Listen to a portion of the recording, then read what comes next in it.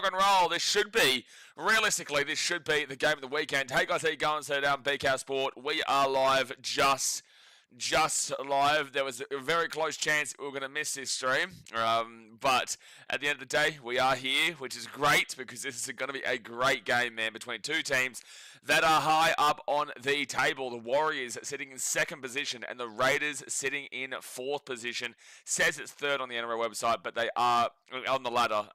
It says they're fourth, but it says they're third on the NRL, like the matchup, which always confuses me because for some reason all the teams don't actually. They're not always correct. The Warriors one is correct. They are in second, but the Raiders one says they're third when they're actually fourth. But obviously that can change after today. But like I said, this is a matchup between two teams that nobody expected to be this high up there. You know, like I've said, the Raiders last year, I said they're a much better team than people were expecting them to be. I had them for ninth. I didn't expect them to be as high up and as good as they've been. Really impressed by them. And the Warriors, they've completely blown me out of the water. You know, I thought they were going to be down the bottom part of the table, kind of trying to recover from the post-Sean Johnson era, you know, moving through into a new time. And it just hasn't been the case. Luke Metcalf has really stood up and the Warriors have been absolutely flying. So it's going to be a hard game to predict today. A really hard game to predict. I understand the Warriors are undefeated at home this season, which is great. The Warriors have been flying, but the Raiders are a very tough marker, and they have already played so far this season, which was in Vegas. And yes, I always say the Vegas games are a throwaway. I was there. I will say that is a complete exhibition in a way. Obviously, it still counts towards the points of the ladder.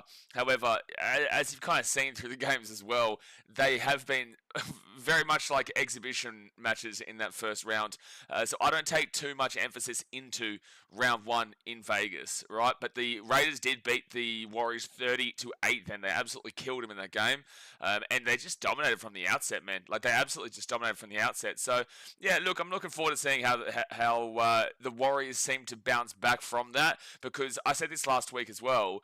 This was the game that I've been looking at. This is the game that I've been kind of focusing on for the Warriors, because this will tell me if the Warriors are genuinely going to stick it through this season, right? I think that there's still obviously a long way to go in the year, but they have to be able to bounce back. They have to be able to come back from that big time loss and just power through at home here, man. They really have to do. I think this game is more important for the Warriors season than it is the Raiders, on the basis that this is a good team. They've already been pumped by them, so let's see them, you know, bounce back from that early start. But all right, let's get into the two-team lineups here, guys. Then we'll get into the ladder and we'll see how the rest is tracking. Then we'll get into the chat. Obviously, guys, hit that like button, subscribe if you are new around here. Woo, let's get it. So the Warriors, they come into this game from second position. The Raiders come into this game from third position. And this is at Go Media Stadium in Auckland, Mount Smart for the uninitiated.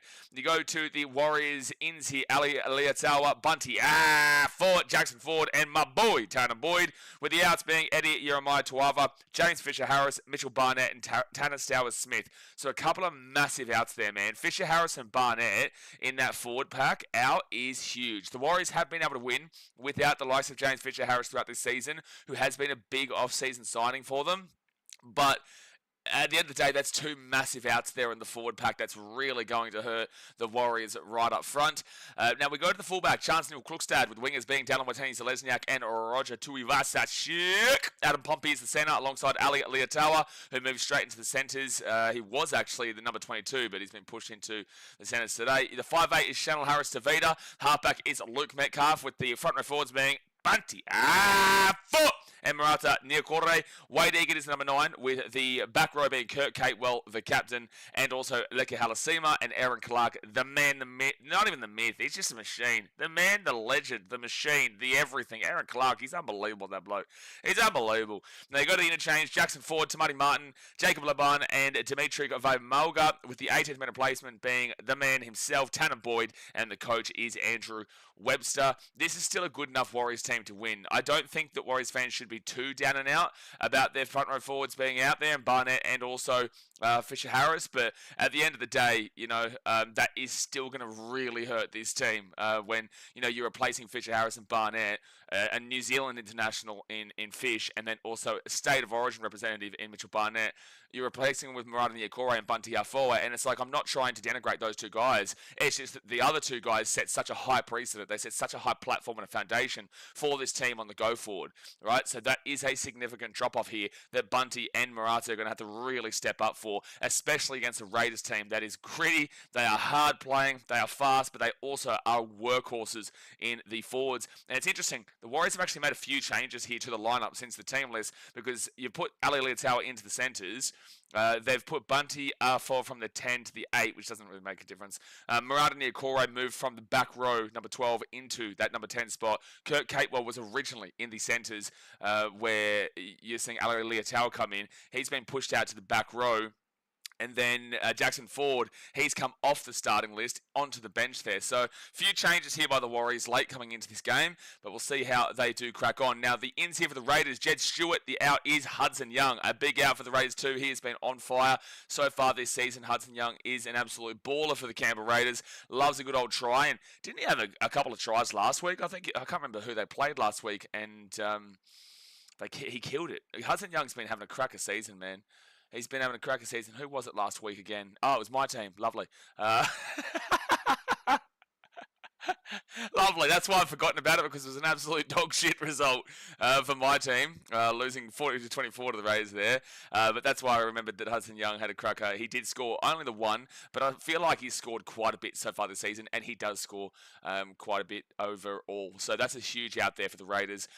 It doesn't necessarily make up for the Warriors for the two front row forwards being out, the two big props, but at the end of the day, it's a huge out for Raiders. The fullback is Ko Weeks, with the wingers being Savelio Tamale and Xavier Savage. The centers are Matty Tomoko and Sebastian Chris. You go to the 5'8" of Ethan Strange, the halfback being Jamal Fogarty. The front row forwards are Corey Horsburgh and Joseph Tarpany, who is the captain, with the number 9 being Tom Starling. You go to the back row, Simi Sasangi and Zach Hosking. The 13 is Morgan Smithies, with the interchange being Owen Paddy, Noah Martin, Josh Papali'i and Arta Mariota. The 18th replacement is Jed Stewart, and Ricky Stewart is the coach. Here we go. Here we go.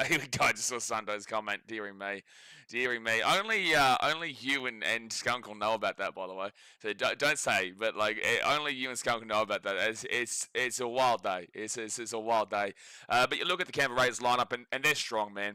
Missing Hudson Young is rough. They bring in Simi Sasangi. He's another one that has to step up to the Hudson Young caliber, which is going to be a huge loss there. But overall, this Raiders team is still extremely strong, playing some really good footy, playing some really fast footy. And for that reason, I'm actually going to tip the Raiders as the underdog. Now, that's nothing to do with the fact that every single game so far this round has been an underdog win. I genuinely just think that, I don't know, I feel like the Raiders should be able to get up here with those two losses to the Warriors. I think if it was full strength, look, at the end of the day, this is a 50-50 game. I'll put it straight out there. This is a 50-50 game. You never know what's going to happen, man. These two teams are just rolling at the moment. So this is a 50-50 tip. If you're a Warriors fan, of course you're tipping the Warriors. If you're a Raiders fan, of course you're tipping the Raiders. And I guarantee the neutrals are probably split 50-50 unless they do lean with the home side of the Warriors there, based on the fact they aren't undefeated so far this season at home. But I don't know. I just get a gut feeling. The Raiders get up. If I get it wrong, whoopty shit. Well done to the Warriors. But I'm just looking forward to a good game here. I don't think that any team's going to win this game by 13 plus like that first game. I really don't. But anything can happen in rugby league. We saw the Roosters yesterday absolutely pile drive this fraud alert team of the Cronulla Sharks into the ground when it was a full-strength Sharks team up against a reserve-grade Roosters squad. So, literally, anything can happen. The Sharks only had 50 put past them by a reserve-grade Roosters squad. So, man, what a turn of events that was. Now, let's look into the ladder here. Now, if the Warriors are in second place with 18 points. Now, they have had a bye. The Dogs have not had a bye. The Dogs actually get their bye next week. But this is a very integral game for the Warriors to win, because they've got a +5 differential, which is dreadful. It really is. It's not as bad as the Rabbitohs and Cowboys points differentials of -52 and -32, who are also in the 8 down there in 6 and 7. But the rest of the top 8 is +74 for the Dogs, +135 for the Storm, +64 for the Raiders, +44 for the Sharks. Geez, the teams around them be thanking that big result last night.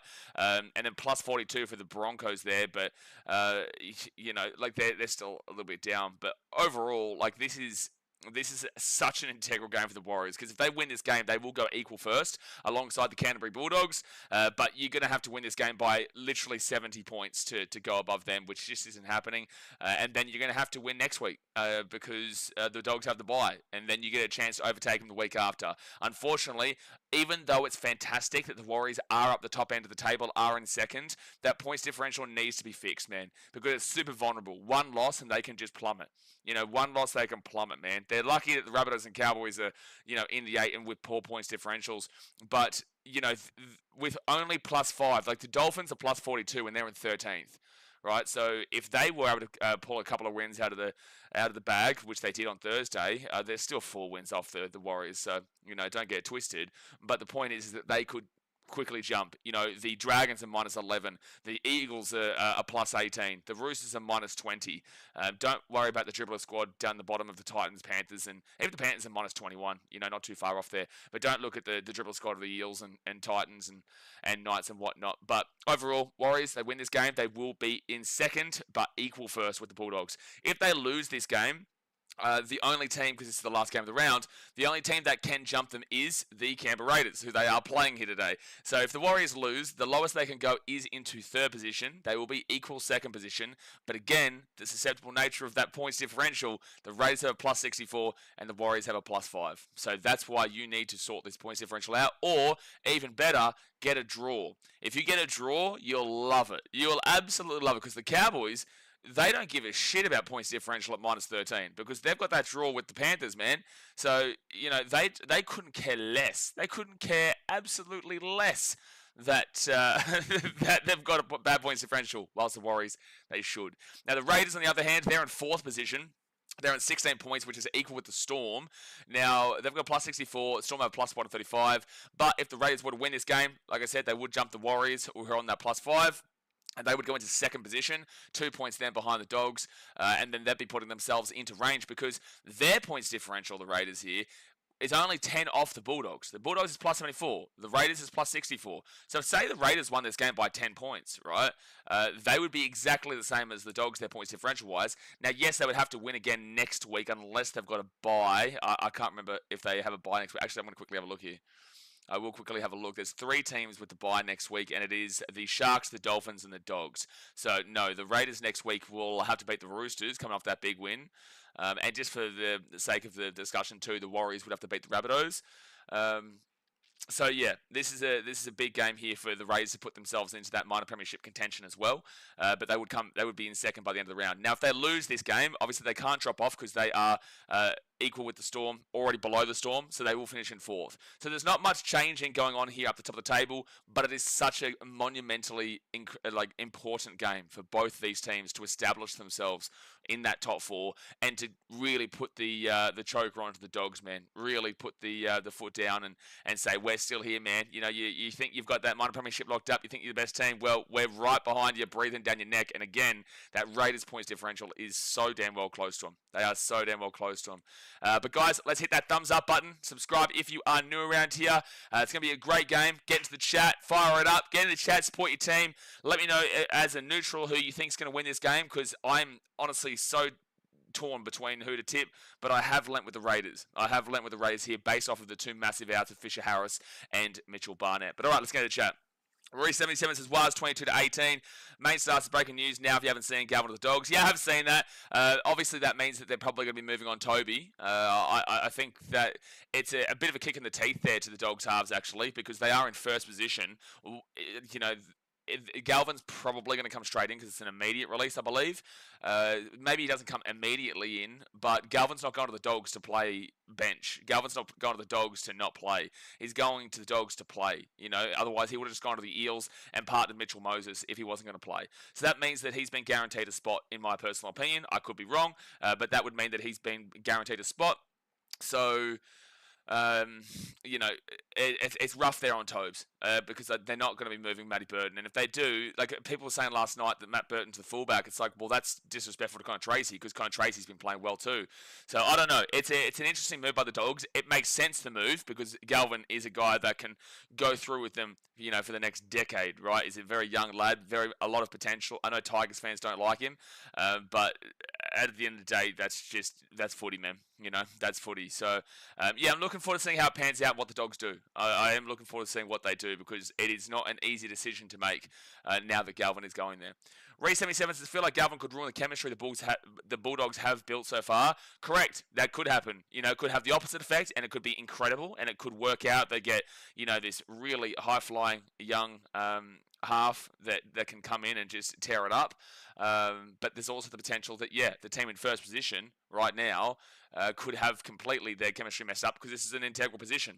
Whether he plays a 6 or the 7, I don't know. He's more of a 6, but in the same sense, they're not moving Burton. Like, it just wouldn't make any sense to me.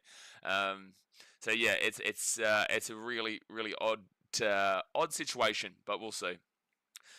David says, question is, who does he replace? Surely he doesn't replace Burton and he's in a 7, so why do the Dogs? Well, this is the conversation that I'm having. That's exactly right. Where does he go? Because they're not moving Burton. They're not. And it's like people say to the fullback, but do you not like Colin Tracy? Because Colin Tracy's been doing a job there, man. And also, do you think Burton's not gone past the days where, he should be shifted again? Like, at the end of the day, the Dogs have, really put an emphasis into putting him into the halves. He was in the centres at the Panthers.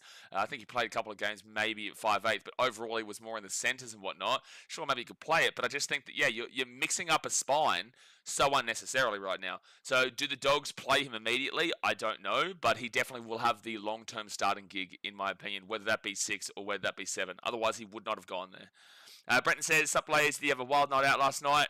Thailand, mate. Thailand, mate. Sundo says, good morning, Mr. Sport. Hey, by the way, as I said to you last night, firstly, I just want to say, screw this Telstra ad that's just come back on. But want to congratulate you again. I did message Sundo immediately after I was watching the game. I was out watching the Sunderland versus Sheffield game out at one of the bars here. And, mate, I tell you what, that 95th minute winner, I was cheering for you. Didn't have my shirt off like you should have had your shirt off.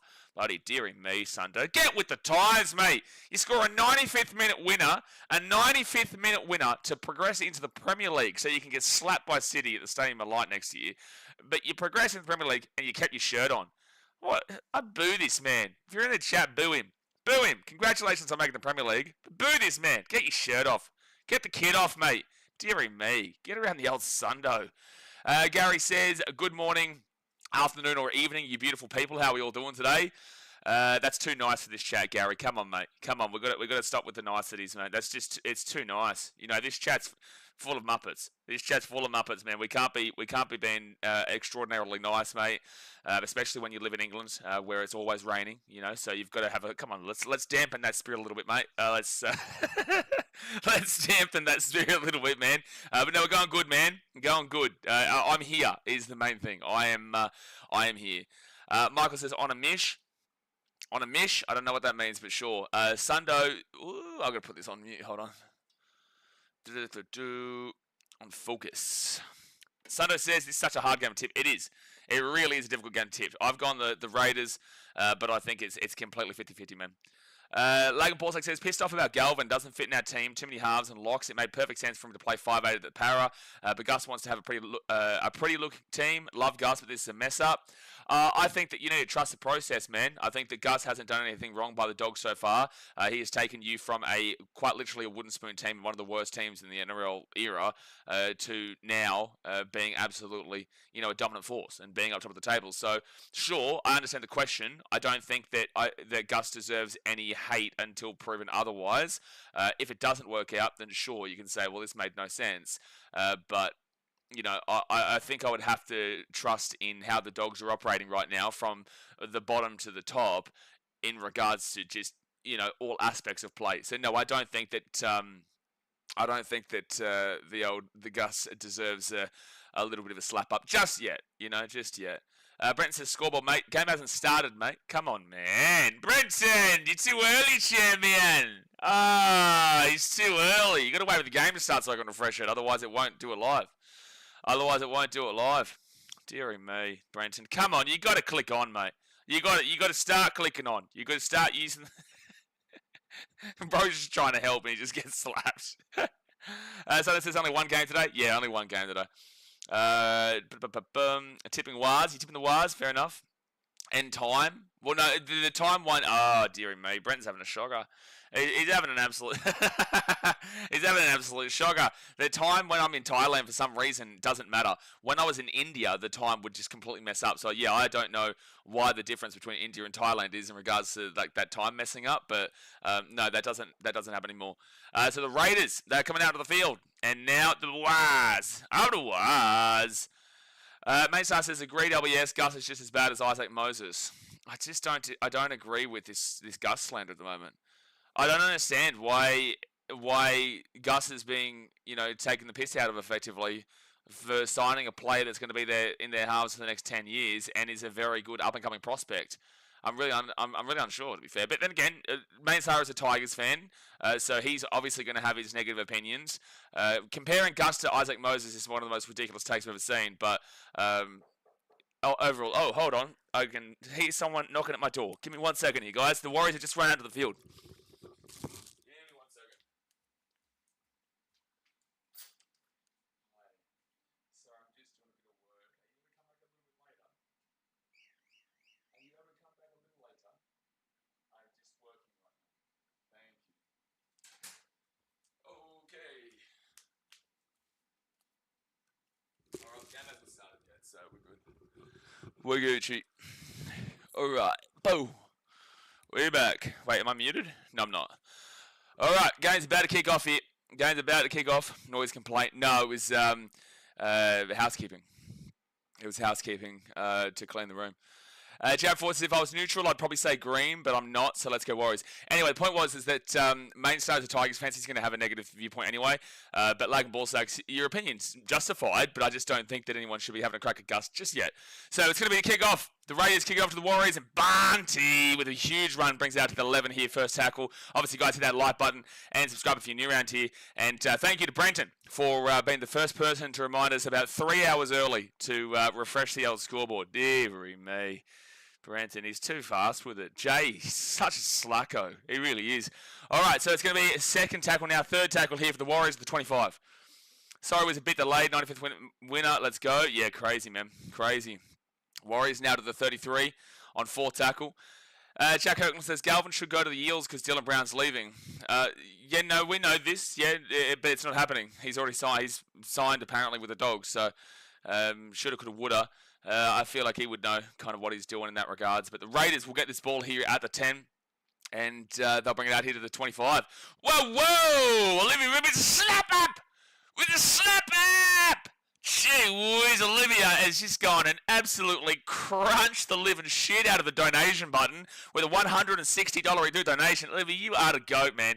You are the GOAT GOAT. Deary me. Another day, another dono. Hope you enjoyed your soup yesterday. I actually had no clue what I was doing it for. I just saw we needed $35. I believe the Margs. Also won my bet yesterday, so here's my 10%. I had 13 plus on the Knights and the Roosters. That's a crazy bet to have, but good stuff. Hey, I'm not complaining. I'm not complaining with the $160 redo donation. You know, that works out to be about $1 billion Thai baht. So, you know, we're firing here. We're absolutely firing on all cylinders there. But congratulations on that bet. Did you just have a throwaway bet? There's no way you... Did you actually think that the Roosters were going to win that game 13 plus? Second tackle here for the Warriors at the 15. But thank you very much, Olivia. As you know, it always is really appreciated, the support that you show for the channel. Logan Balzac says, no, I still love him. He just made a shit decision. But how do you know it's a shit decision? How do you know? How do you know it's a shit decision? What if the Dogs go on and win the comp with Galvin in the halves? I understand it's a messy-ish situation, but, like, how do you know? So fifth tackle now at the 40. It's a decision that could be shit. Sometimes may be shit, sometimes may be good.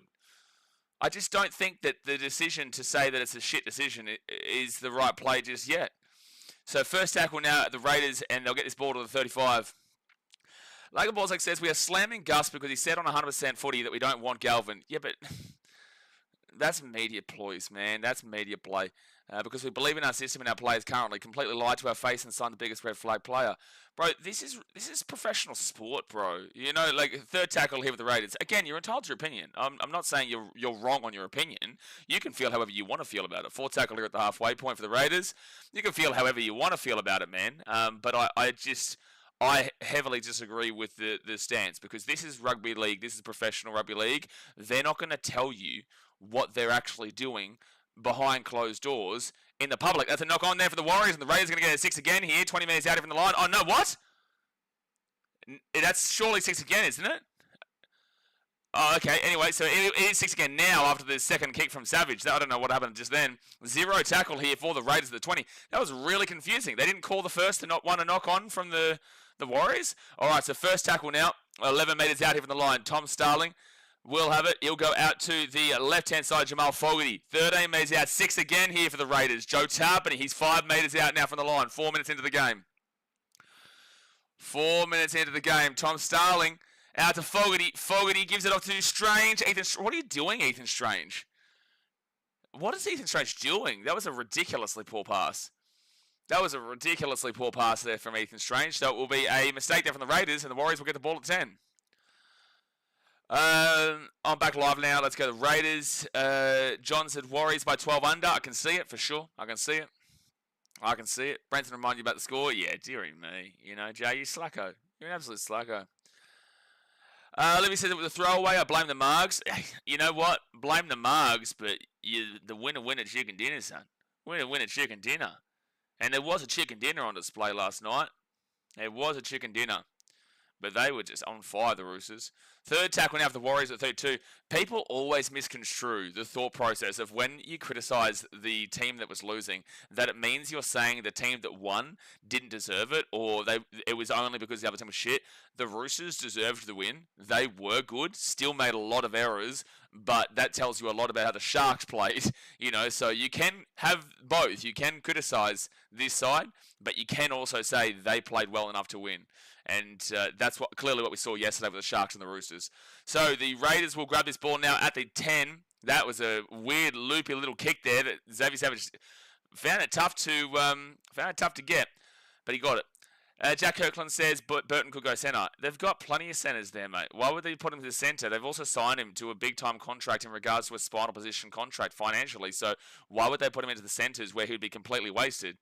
You know, putting him into the centres then means who you got to get rid of. There's Bronson Seri there. There's Stephen Crichton. Stephen Crichton's not going anywhere. He's captain, arguably the best player on the team.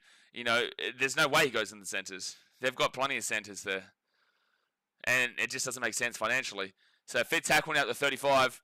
6 minutes into the game here for the Raiders.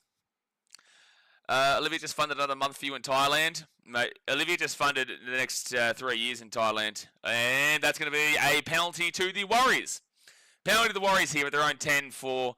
I don't think Zach Hosking has been called as a competitive player there for the Bulls. So I think that's what they're getting penalised for. OG Bulls, no one's ever going to watch that. Olivia says, I also had this jelly feeling in my belly that after the Panthers game we were going to see another upset. Well, like the upset's fine, but 13 plus is a crazy selection.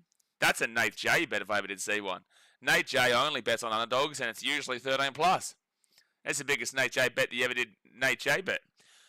All right, so Warriors now at the 40 on first tackle. Isha says, how bad were the Sharkies last night, blows? No, they were bad. There's a reason why if you look at the ladder right now, they've still got the fraud alert sign on them. Second tackle here at the 48. Don't worry, pissed me right off. Like, I'm really regretting putting them as the team that I thought would win the minor premiership and go on to win the comp, because they are just disastrous last night. Especially after 5 out of the last 6 wins. 5 wins out of the last 6 games.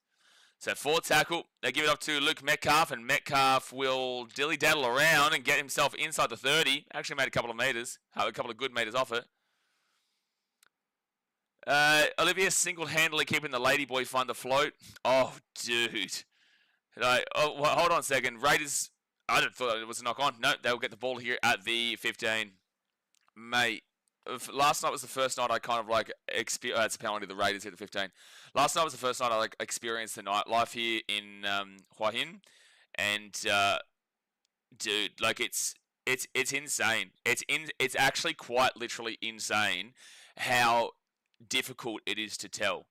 Like and this is like a genuine conversation. It is so difficult to tell, and like you only really understand it fully. Like I've known about this for ages. You only really fully understand it when you're actually out and you're looking. You're just like, damn. And you're seeing guys going home and you with them, and you're like, do you know Like, do you know, or like even with the ones that you can kind of tell, it's crazy, man. The culture over here is wild.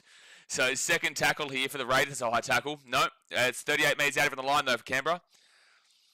Olivia says, I hope we don't have a repeat of Vegas. Come on the wires. I just want a good game, and I think it will be a good game. That's why I was saying before the game started that I think that this isn't going to have anything to do with that first week because Vegas is a bit of a throwaway round. If the Raiders do go and pump them, though, it does tell you a big sign about the Warriors long term. So fourth tackle here for the Raiders. They'll be 20 metres out from the Warriors line. They're the only ones who have been in kind of attacking areas so far. The Warriors haven't had a fantastic start. Field position-wise, that's going to hit the grass, but the Raiders can still play on with it. Sebastian Chris. Chris will be 8 metres away from the line.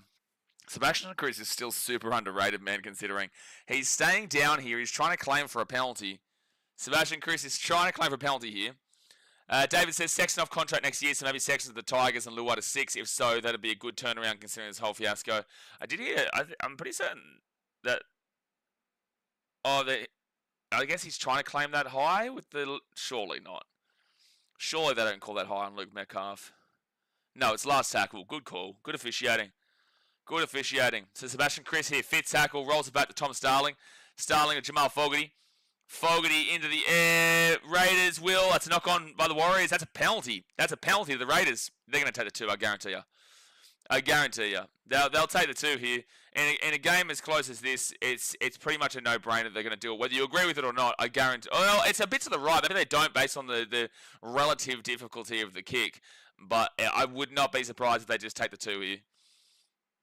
And they're going to take the try. They're going to go for the try. Fair enough. He didn't tap that on the 10, but sure. So the Raiders are going to go for the try. Love the ballsy play, man. Love the ballsy play in a tough competitive match like this. 5 metres away here from the line. 5 metres away. Oh, Jay. Oh, mate. If you think that always check for the apple, if you think that's relative, I'm telling you, they shaved that shit here, man. All right, to the left-hand side now, Sebastian Chris. And Chris! Oh, he's so close. About a metre away from the line here for the Raiders. Third tackle. Oh, he should have passed that ball through. They had the play. I don't know what Sevelio Tamale's doing. He just wasted a tackle. Fourth tackle now, 4 metres out from the line. 10 minutes gone in the first half, guys. Hit that like button and subscribe if you're new around here. Live for every single game. We've been live for every game this week, actually. So Joe Tarpany flicks it out the back. That's a knock on from the Raiders. That Raiders... Oh, they're going to call penalty here to the Raiders. Penalty for offside, maybe. I'm not too sure. Helen said, I think this will be a tight game. Yeah, well, it is a tight game. It definitely should be. Lada says, who are you tipping in Origin 1? We'll obviously do a bit more of a preview of that. We'll start that live stream for the Origin about an hour early on Wednesday. But New South Wales have a strong lineup, but Queensland always... I don't know. Last year, if everyone's going to go and Wayne Coe, that's a penalty in front of the sticks. Oh, no, it's a knock-on. Of course it's Corey Horsburgh. Dude, this guy disappoints me greatly all the time, man. He could be one of the best forwards, if not the best forward in the game, but he just makes these silly errors, man. Well, that's not even a knock-on. Like, that's a ridiculous call. I'm sorry. I know he hasn't planted his feet, man, but, like, there's no knock-on there. It's a ridiculous call. Like Borsak says, Critter 1. So, kind of Tracy's just dead.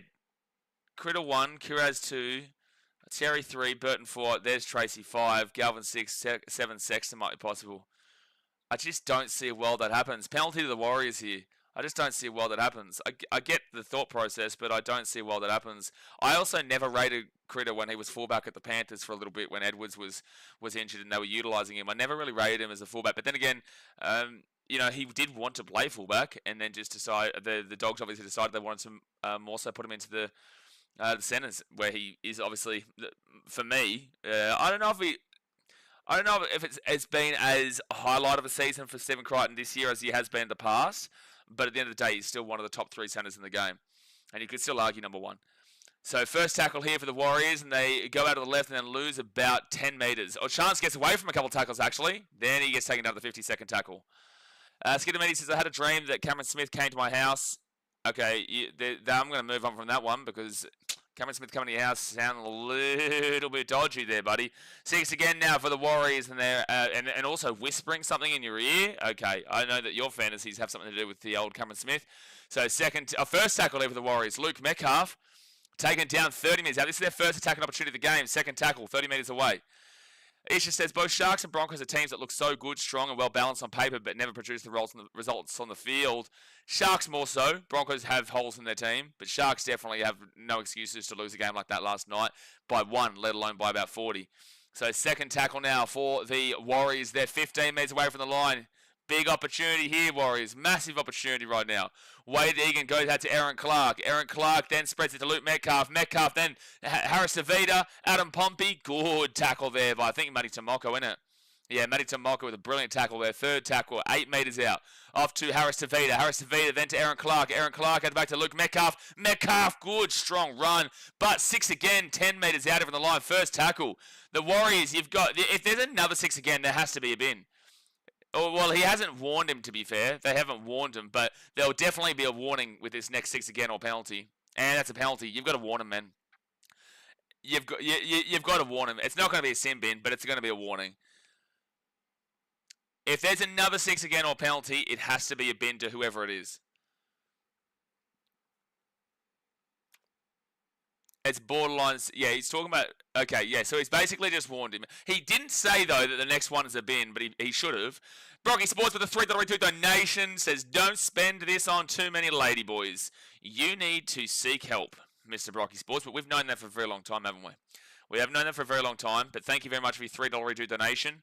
That probably is enough for the old ladyboy. Kotoi, I think is what they call it. But Joseph Tarpany is on report. 14 minutes into the first half here. I wonder if the Warriors are going to kind of say, screw you Raiders, and go for the 2 themselves, considering they... Oh, damn, Tarpany getting into the crowd doing this. Doing the old Waz sign. Oh, no. And Corey Horsburgh went on report as well. So they going for the 2 here? Are they? Surely they're going for the 2, unless this is just like... No, they haven't. And now Adam G's talking to the Warriors here. What's actually happening? Are they taking the 2, or are we just taking our sweet old time here? Oh, there was a player... Corey Horsburgh took a player off the ball. Oh, he's such an ill-disciplined prick, man, in this game. Oh, dude, clean your game up, bros. The Warriors are taking the 2. Clean your game up. He's the most frustrating player in the league, Corey Horsburgh. He's so dominant, but he's so stupid in this game. So dominant, but so stupid. So much. And the Warriors will get the kick. So it is 2-0 to the Warriors after 15 minutes here in the first half. And that's Raiders. That's the reason why you need to be taken to 2. It just says never is a bit harsh, but Sharks should still be doing better than what they're doing. Never is not harsh when they played the Roosters last night, who had 5 players out. They had 5 players out. That was a reserve-grade Roosters team last night. Plus also the fact they've got no Sam Walker still. Plus they've got players out galore from, you know, the team they had last season. And the Sharks are a full-strength team. So never should they be losing that game yesterday by 1, let alone by conceding 40+. Never. They should never have been losing that one. And I don't believe never is a bit harsh in regards to yesterday's game. All right, so the Warriors will grab this ball here at the 5. And Bunty, Bushka, good run off the back fence to the 20. You have to do the arm flex method, Blaze. Girls can extend their elbow backwards. The men can't. What? What? This isn't a thing. This isn't a thing. What? This isn't a thing.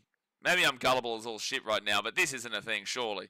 Third tackle here for the Warriors. They're 30 metres away here from the line. Also, I think that the Warriors could have actually chanced the arm and gone for the try in that last, when they went for the 2-point penalty. Good run by Adam Pompey here, 4 tackle to the 42 on the Raiders side of the field. I really do think that the Warriors could have chanced their arm because there would have been a bin with another 6 again / penalty. So,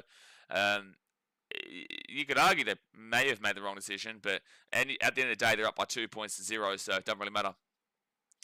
Sana says, if Warriors went by 2, that would be frustrating. Yeah, for sure. And it's a good kick up into the wing. Oh, Watene Lesniak will knock the ball on. And it's... Are they saying knock on Raiders? They're saying knock on Raiders here. So this is going to be Warriors ball 10 metres out. So Tamale goes up. Yeah, oh, definitely. Watene Lesniak didn't even touch that. And that's a penalty, yeah. And that's a penalty. Just treat one ladyboy to the 10 minutes of his life.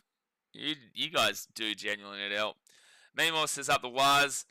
Troy Fitzsimmons says, any Raiders top players out? Yeah, Hudson Young. He's the only one out. Hudson Young, well, from last week, if I'm missing somebody who's usually there that's been out for a while, then I'm missing him. But Hudson Young is the only big one out from last week's lineup. All right, so the Warriors now. Charles Neal Klukstad is 10 metres away from the line. 17 minutes gone here. Meanwhile says, I reckon the Warriors could make the grand final, or at least prelim final in this form if they keep it. Do you reckon the Warriors could win the premiership? No, I have a couple of other teams above them. I've still got a lot to prove in regards to some big-time teams. Like the Warriors did still lose by 40-odd points to the Storm, who have been very inconsistent. Third tackle now, 3 minutes out, but never say never in regards to that. The Warriors could do it, but I do have a few other teams above them still. Out to the left. Oh, Pompey with the big dummy because they went for the intercept there and he goes over the sideline. I actually don't mind it from Pompey. I know it's not worked out, but he saw the Raiders player had come in for the intercept. If he had have passed it then the line, if he had have waited and then got it out to the wing for Roger Tuivasa-Sheck, they actually would have scored. But he went for the dummy and unfortunately the Raiders defense was just too good. So it'll be Raiders ball here at the 10. Ty Bloke told me. It is a thing. So what was it? So the elbow trick. So it's like the elbow. So did you say men can't bend their elbow back? What did you say? Can you repeat what you said? What is it? You have to do the arm flex method. Girls can extend their elbow backwards. The men can't. What does that even mean? What does that? I don't even know what that means. Corey Horsburgh now 4 tackle here to the 45. Like this. I don't know what's going on. I don't know what's happening here. Doing like a dance move right now. Raiders now. And they'll be taken down at the 45. Fit tackle. Retrack says, come on the W's, man. We want tries, buck the 2 points, or are we making up for the previous conversions? Hey, that's a great point there. Good take there by Roger Tuivasa-Sheck. And he'll get this ball out here to the... is that the 45? Or is it 25? It was the 25. Second tackle now for the Warriors at the 30. 20 minutes gone here. 20 minutes to go the first half. Hit that like button and subscribe. 20 minutes gone. I didn't mean never as in yesterday's game. I mean just in general. I wasn't talking about it in general, though. I was talking about yesterday's game because yesterday was such a... Oof. That was a bad pass. But 4th tackle, even the Warriors at the 48 on their own side of the field. I'm not writing anybody off in regards to the premiership. I'm not saying the Sharks can't do it. There's definitely still going to be there. But that was just really disappointing yesterday. They should have been winning that game by 20 plus. With the line that the Roosters put out there, they should have been winning by 20 plus. All right, so the Raiders now, they'll bring this ball out to the 15. The Sharks do produce results, but they should be doing it a lot more often. Correct. They won 5 out of the last 6 games. And then after pumping Melbourne, well not pumping, but scoring 30 points is a pumping. That's a lot of points to score. So, scoring 30 points against Melbourne to then getting put 40-odd points past by the Roosters, who are around the bottom 4, was wild. Fogarty now gives it off to KO Weeks, and KO Weeks, he'll get this ball to the halfway point on 4 tackle. Warriors are kind of struggling to find their spark and attack, just like the Super Rugby Blues.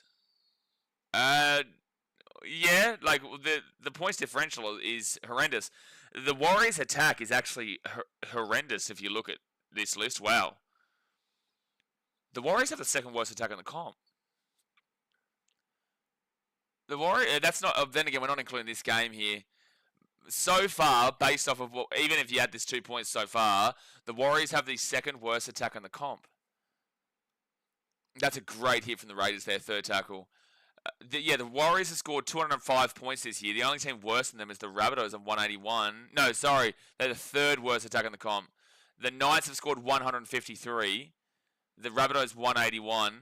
And the Warriors 205. That's crazy. But they've got the best defense in the competition. Not including this game.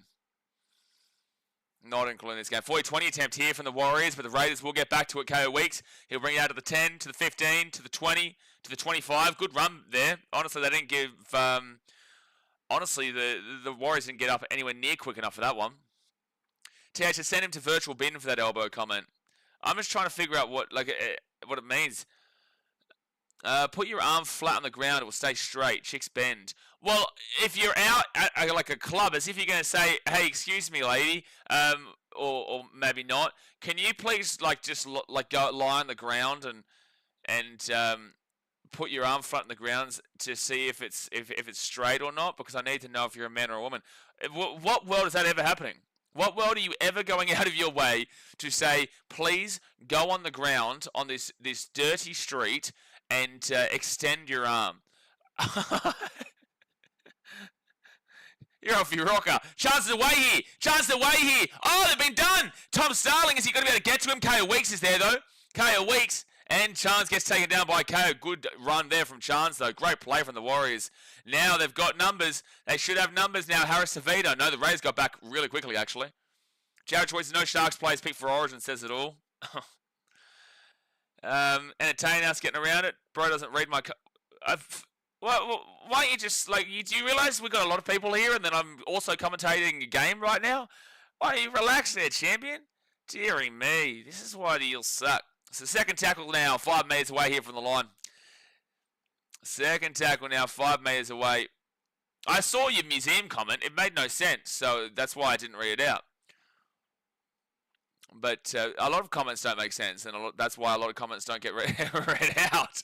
All right, so they give it off to Jackson Ford now, and he's going to be 3 metres out. 6 again. I tell you what, the Raiders' discipline today has been shocking. Absolutely shocking. So 6 again here. First tackle. They go out to the left. Adam Pompey. Roger Tuivasa-Sheck. I think he scored. I think he scored on the wing. It should be 6-0 here to the Warriors. To keep his body in the field of play was really strong there, and the Warriors will score. Bing bong. Bing bong. Hugger says, is there any upset this week? Mate, literally every single game this week has been an upset. Quite literally. Quite literally every single game has been an upset this week. Right, the Warriors are just favourites for this game, but outside of that, every single other game this week has been an upset. So, yes, mate. Excuse me, lady, or maybe not. So at that point, you might as well just tell them to put their pants down. Honestly, at that point, yeah, probably. You know, at that point, oh, geez, to keep his feet in bounds there is really impressive there from Roger. If he's got this down without that left foot touching the sideline, it's really impressive. Here we go, here we go, here we go. Yeah, oh! No, I think he gets it. It's just that little flick of the foot that maybe confused me a bit. I don't think it touches the line, though. I think he's fine. I think he's fine. I read this morning that Aussie Corporation Freshwater are taking over the London Broncos to help them turn them into a more competitive club. Aussie's starting to influence UK Rugby League. Yeah, we'll come and fix it, mate. Don't you worry. We'll come and fix it. Leave it to the Aussies, mate. Don't worry. We know what we're doing. Leave it to the Aussies. Gary says it needs to be done. Is Rugby League struggling over here? Exactly right. Skimmy says a lot of Eels are very bad. Marcus says he'll get to your comments soon. Exactly right, Marcus. Thank you. Thank you. So at least you guys know now, like, I see every comment. Like, I do read every comment. That doesn't mean I can read every single comment out, but it's still involved in the conversation. Like, your comments are still involved in the conversation, and other people are replying to you regardless, even if I don't get to it. But I do see them. It's just that, if it doesn't make sense half the time, I won't read it. 2, if it's extremely excruciating to listen to. Oh, they will get the kick. They will get the kick from the sideline. Good work there by Luke Metcalf, and it's 8-0 to the Warriors. 8-0 to the Warriors. Well, the Raiders had a good start the first 10 minutes, couldn't score. They should have. Well, honestly, going for the 2 might have been the play. I know it's 8-0, but it would have prevented that. It would have prevented everything afterwards, to be fair. But the Warriors have been the better team for the last 15 minutes for sure. Don Finlayson says, "How are you, bro? I'm alive. I am alive, and that's the main thing." Troy Fitzsimmons is still early, but Warriors by 14. Yeah, it's still very early. Still very early.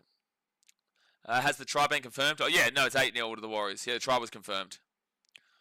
All right, so Warriors now. Jackson Ford, he'll get this ball to the 40.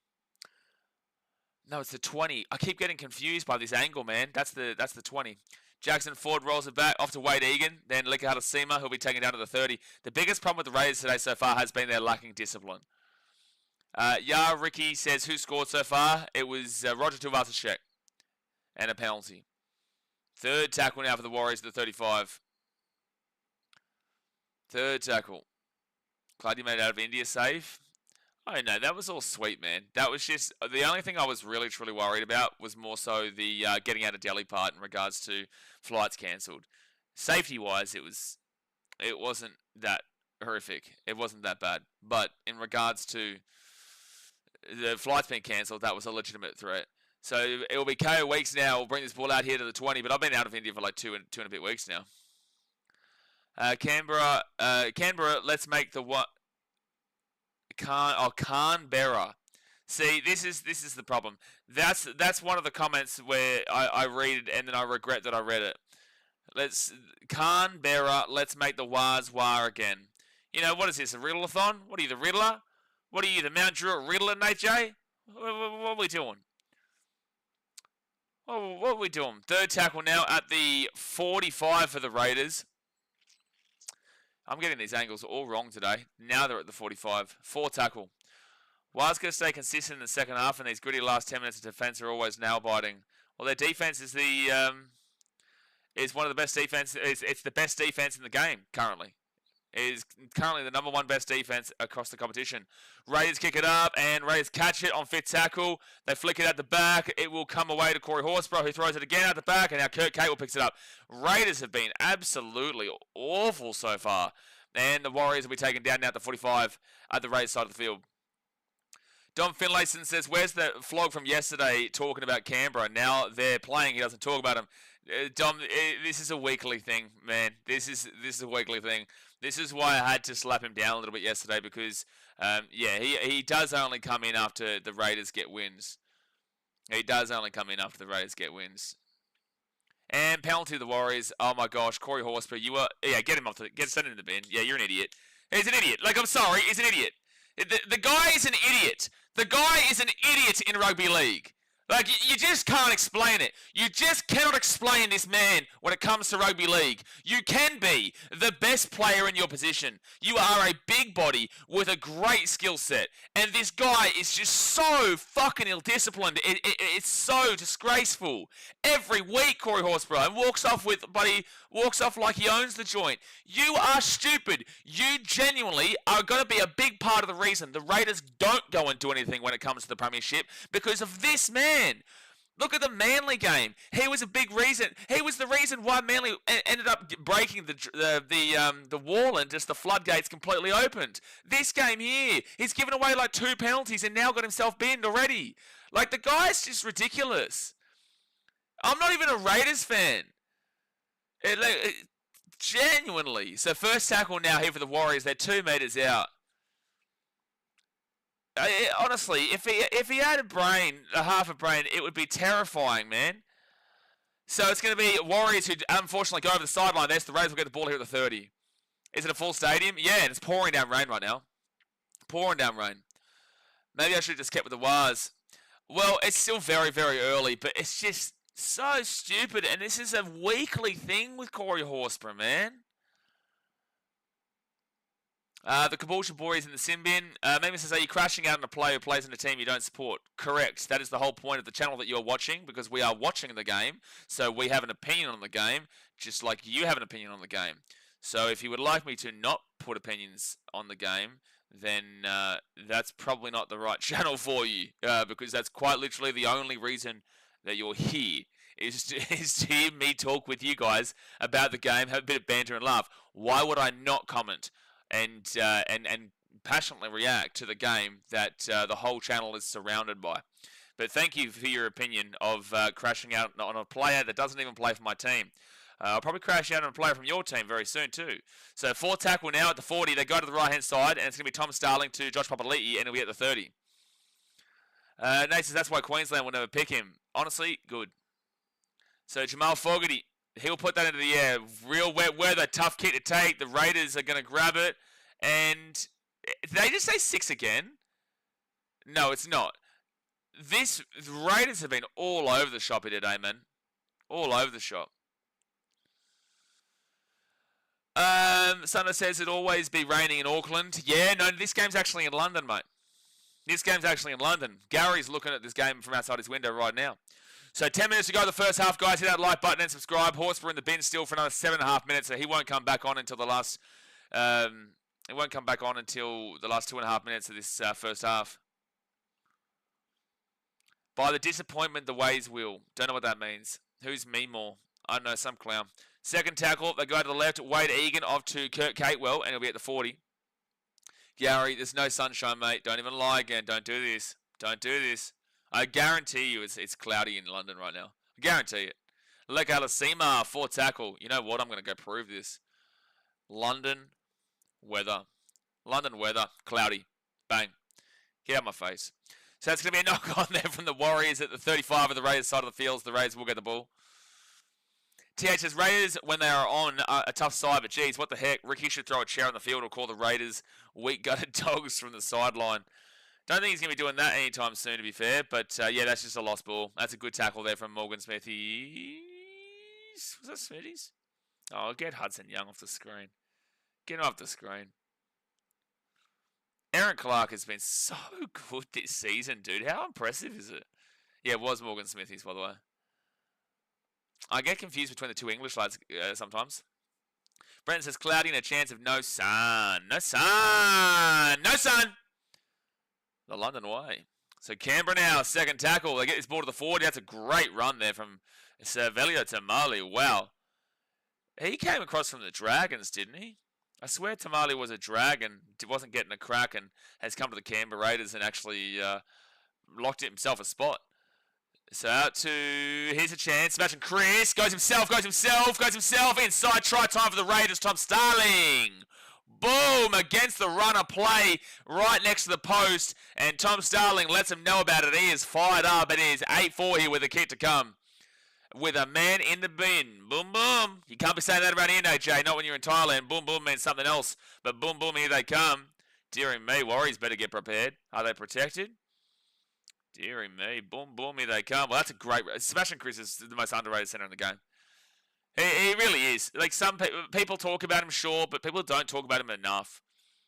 Like, I genuinely think he's the most underrated centre in the game. You know, people talk about Stephen Crichton. People talk about... geez, I'm mind blanking right now in regards to centres. Stephen Crichton, shit, I'm mind blanking completely at the moment. Name some centres who are top dogs. Okay, Sundo. Joey Manu doesn't play in rugby league. He's not in the NRL. So how am I meant to include Joey Manu here? How am I meant to include Joey Manu? He doesn't play for an NRL team. He's not playing. That's like us suggesting that Greg Inglis is also a part of it. David says, Warriors can't put an 80-minute performance together consistently enough, if at all, to merit being taken as a serious contender. Well, they're currently leading right now against the top 4 team, and if Canberra win, they actually go into second. So, obviously, there's a long way to go in this game, but I think that's a little bit harsh, but considering the Warriors are in second position. I don't necessarily disagree with your statement, but I just think it's a little bit harsh considering they are in second position. But Jamal Fogarty will kick this ball through the goalpost, and it is 8-6 here to the Warriors. 7 minutes go to the first half, and again, the Raiders just scored against the run of play with a man in the bin. David says, Gary always catching strays. Yeah, but Gary gets it. I was actually having a good laugh with an English lad last night. He was from close to Manchester. He was a good lad, but you know the English get it. That's why we always take the piss out of Seb Watson, Andrew, and the likes. Geez, Andrews get an absolute ribbing on the Channel A. There's 2 Andrews from England, and then there's Andrew Backhouse. Andrew, if your name is Andrew and you watch these streams, I'm so sorry because you've got 3 blokes who just they just get slapped. 2 Englishmen and Backhouse. So Raiders here. Down by 2, first tackle. Still 4 minutes in the bin here for Horsepower. That's a penalty, Raiders. Warriors, you can't lose this first half. You've been very clearly the better team. You've clearly been the better team here. You can't throw this one away. Gary says strays. So strays basically means like stray bullet, right? So shoot here and you still get hit, right? So you're insulting someone or just something gets said, and even though it's not about that, you still get hit. That's what he's basically referring to. Does that make sense? So first tackle now for the Raiders at the 45. Americans take it too serious. It's because they have sarcasm. It's just not our sarcasm. It's very different. I'm not a big fan of it. I know some great American people. Americans are awesome, but yeah, their sarcasm it sucks, man. Their banter and sarcasm does suck. Leo, Best, and Gags didn't play yesterday, by the way. I wouldn't say Gagai now in regards to that's the conversation you're talking about. Bradman Best, sure, but Best hasn't been kind of given his fair dues even after a fantastic Origin performance as well. Hosking now, 15 metres away here from the Warriors line. Fit tackle for the Raiders. Fit tackle. They get off to Jamal Fogarty. Jamal Fogarty into the corner. Good kick, Sebastian Chris. Oh, it's a dropout coming up. Damn, he was going. Mate, I love Sebastian Chris. Damn, I'd love to have a player like him on my team. Mark Nwangatuwase, can't do it, David. Can't do it. He's still got a lot of errors in his game, man. Can't add Mark Nwangatuwase into it. Yeah, I get it. He scored an incredible try last week, but I can't add Mark Nwangatuwase into the best centers in the game. But he's got a lot still to do. Okay, in that game, he scored that try. Oh, that's a penalty. That's a penalty. Foot was down. Damn, that's a big call against the Rays there, because that would have been 8-8. They would have gone for the penalty, and it would have been 8-8. All right, so Josh Papali'i, he'll get this ball now to the 13. Don't give away a penalty here, Warriors. You've been the better team for the most part of this first half. I know the Rays are coming home strong now, but they've been the better team for the first half. Like, the Rays have just turned this game around from them getting themselves a bin. Hey, maybe Corey Horsburgh isn't as good as I say, and it's actually better with him off the field because there's no penalties coming. Oh, Raiders! Oh, that's a great defensive try saver. 1 metre after the line, 4 tackle for Canberra. Starling, they go short side, Sebastian Chris. That was not the play there. 6 again for the Raiders. Oh, boy, 3 metres out now. 3 metres out. Sarcasm with Americans can go very wrong. I agree. Because, yeah, it's very difficult for them to understand the shit talk sarcasm that we do. Their sarcasm is very literal. Like, very literal. Ours is complete shithouse. So, 3rd tackle now at the 5. Australian sarcastic humour alongside like Kiwis and whatnot, it hurts people's feelings. And Raiders here, 13 away now, 4th tackle, Matty Tomoko. David says, catching Australia, 6 again here for Canberra. Damn, Warriors, you're turning into what the Raiders did for a good 10, 15 minutes of this game. So the Raiders here, that's a penalty. Oh, come on, ref, you got to be calling that. Tom Starling, he jumps out to the left. What's happening? And now Papali'i is going to come back into the centre. 5 metres out, 2nd tackle. 3 minutes to go the first half. About 30 seconds left of Horsburgh in the bin. Jamal Fogarty out the. Here we go. Raiders! Oh, taking it down. 4 metres out, 3rd tackle. Tom Starling now short ball. This is great defence from the Wars right now. Morgan Smith, he's 2 metres away, 4th tackle. 2 metres away, out the back to Jamal Fogarty. Fogarty off to Ethan Strange. Strange hasn't been impressive for me so far, but Sebastian Chris will be taking down 4 metres out from the line, 5th tackle. Been disappointed with Ethan Strange in this game at the moment. Savelio Tamale on 5th tackle. This has been a great defensive set here from the Wars. Jamal Fogarty puts it up into a great area. Dropout? Yeah, it's another dropout. That ball was all over the shop. This wet weather was really, messing it around. Small Voodoo says, is there heavy wind? Fogarty kicks looks like they're going nowhere.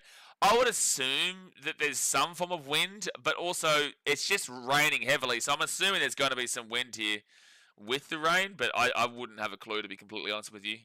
I don't think there's a great deal of wind from the conversion kicking and stuff so far.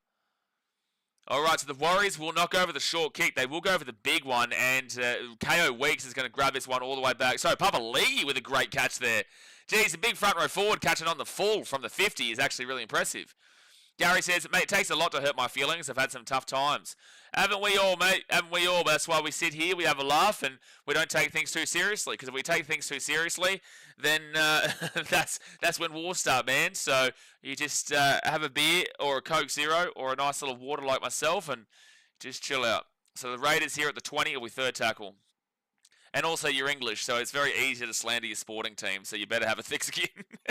Tom Starling goes to Jamal Fogarty here at the 20. Out the back to KO Weeks. KO Weeks short pass to Zach Hosking, and he'll get taken down pretty quickly. This is not a great set here from Canberra. 13 metres out, but again, very impressive defence from the Warriors. You can't concede. You can't be down at half time. They kick it through. Drop out.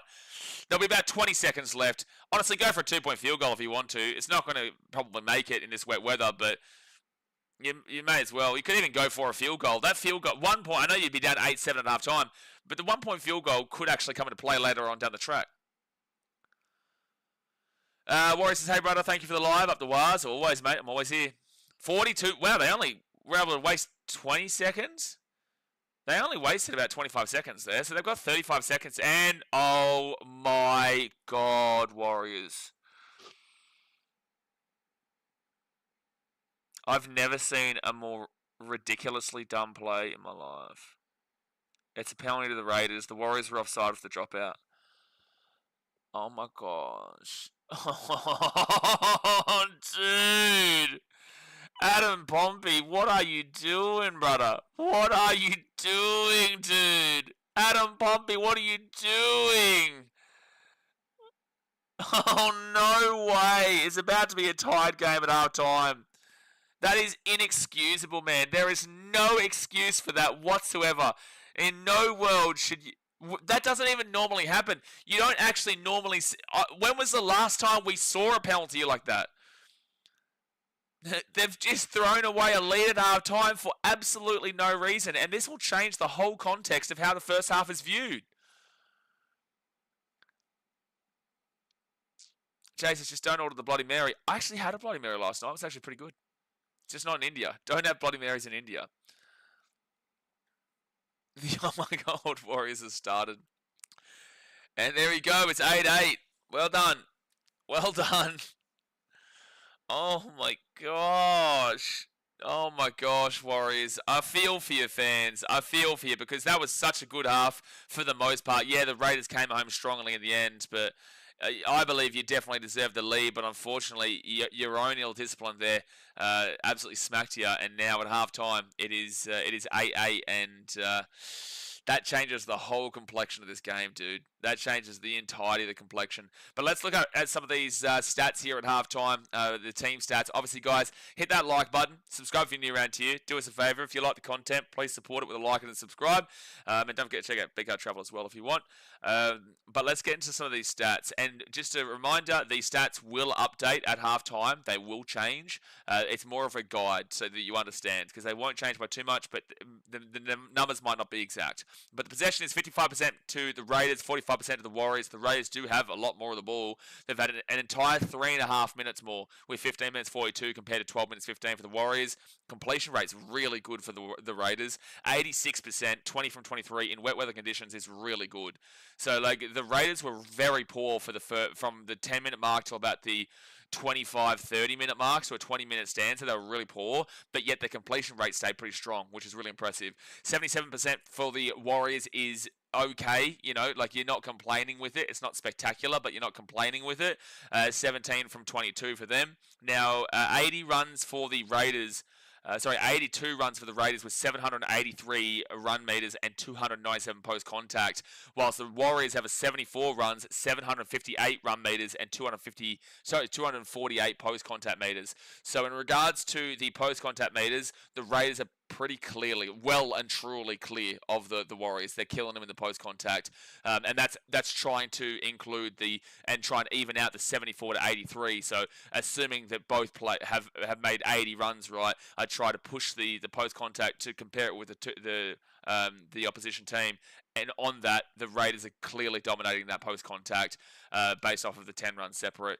But again, include them together, they're dominating it. But I will say that the run meters are being dominated, not dominated, but the Warriors are a little bit in an advantage. They're down 10 runs, but they're only down at less than 50 run meters.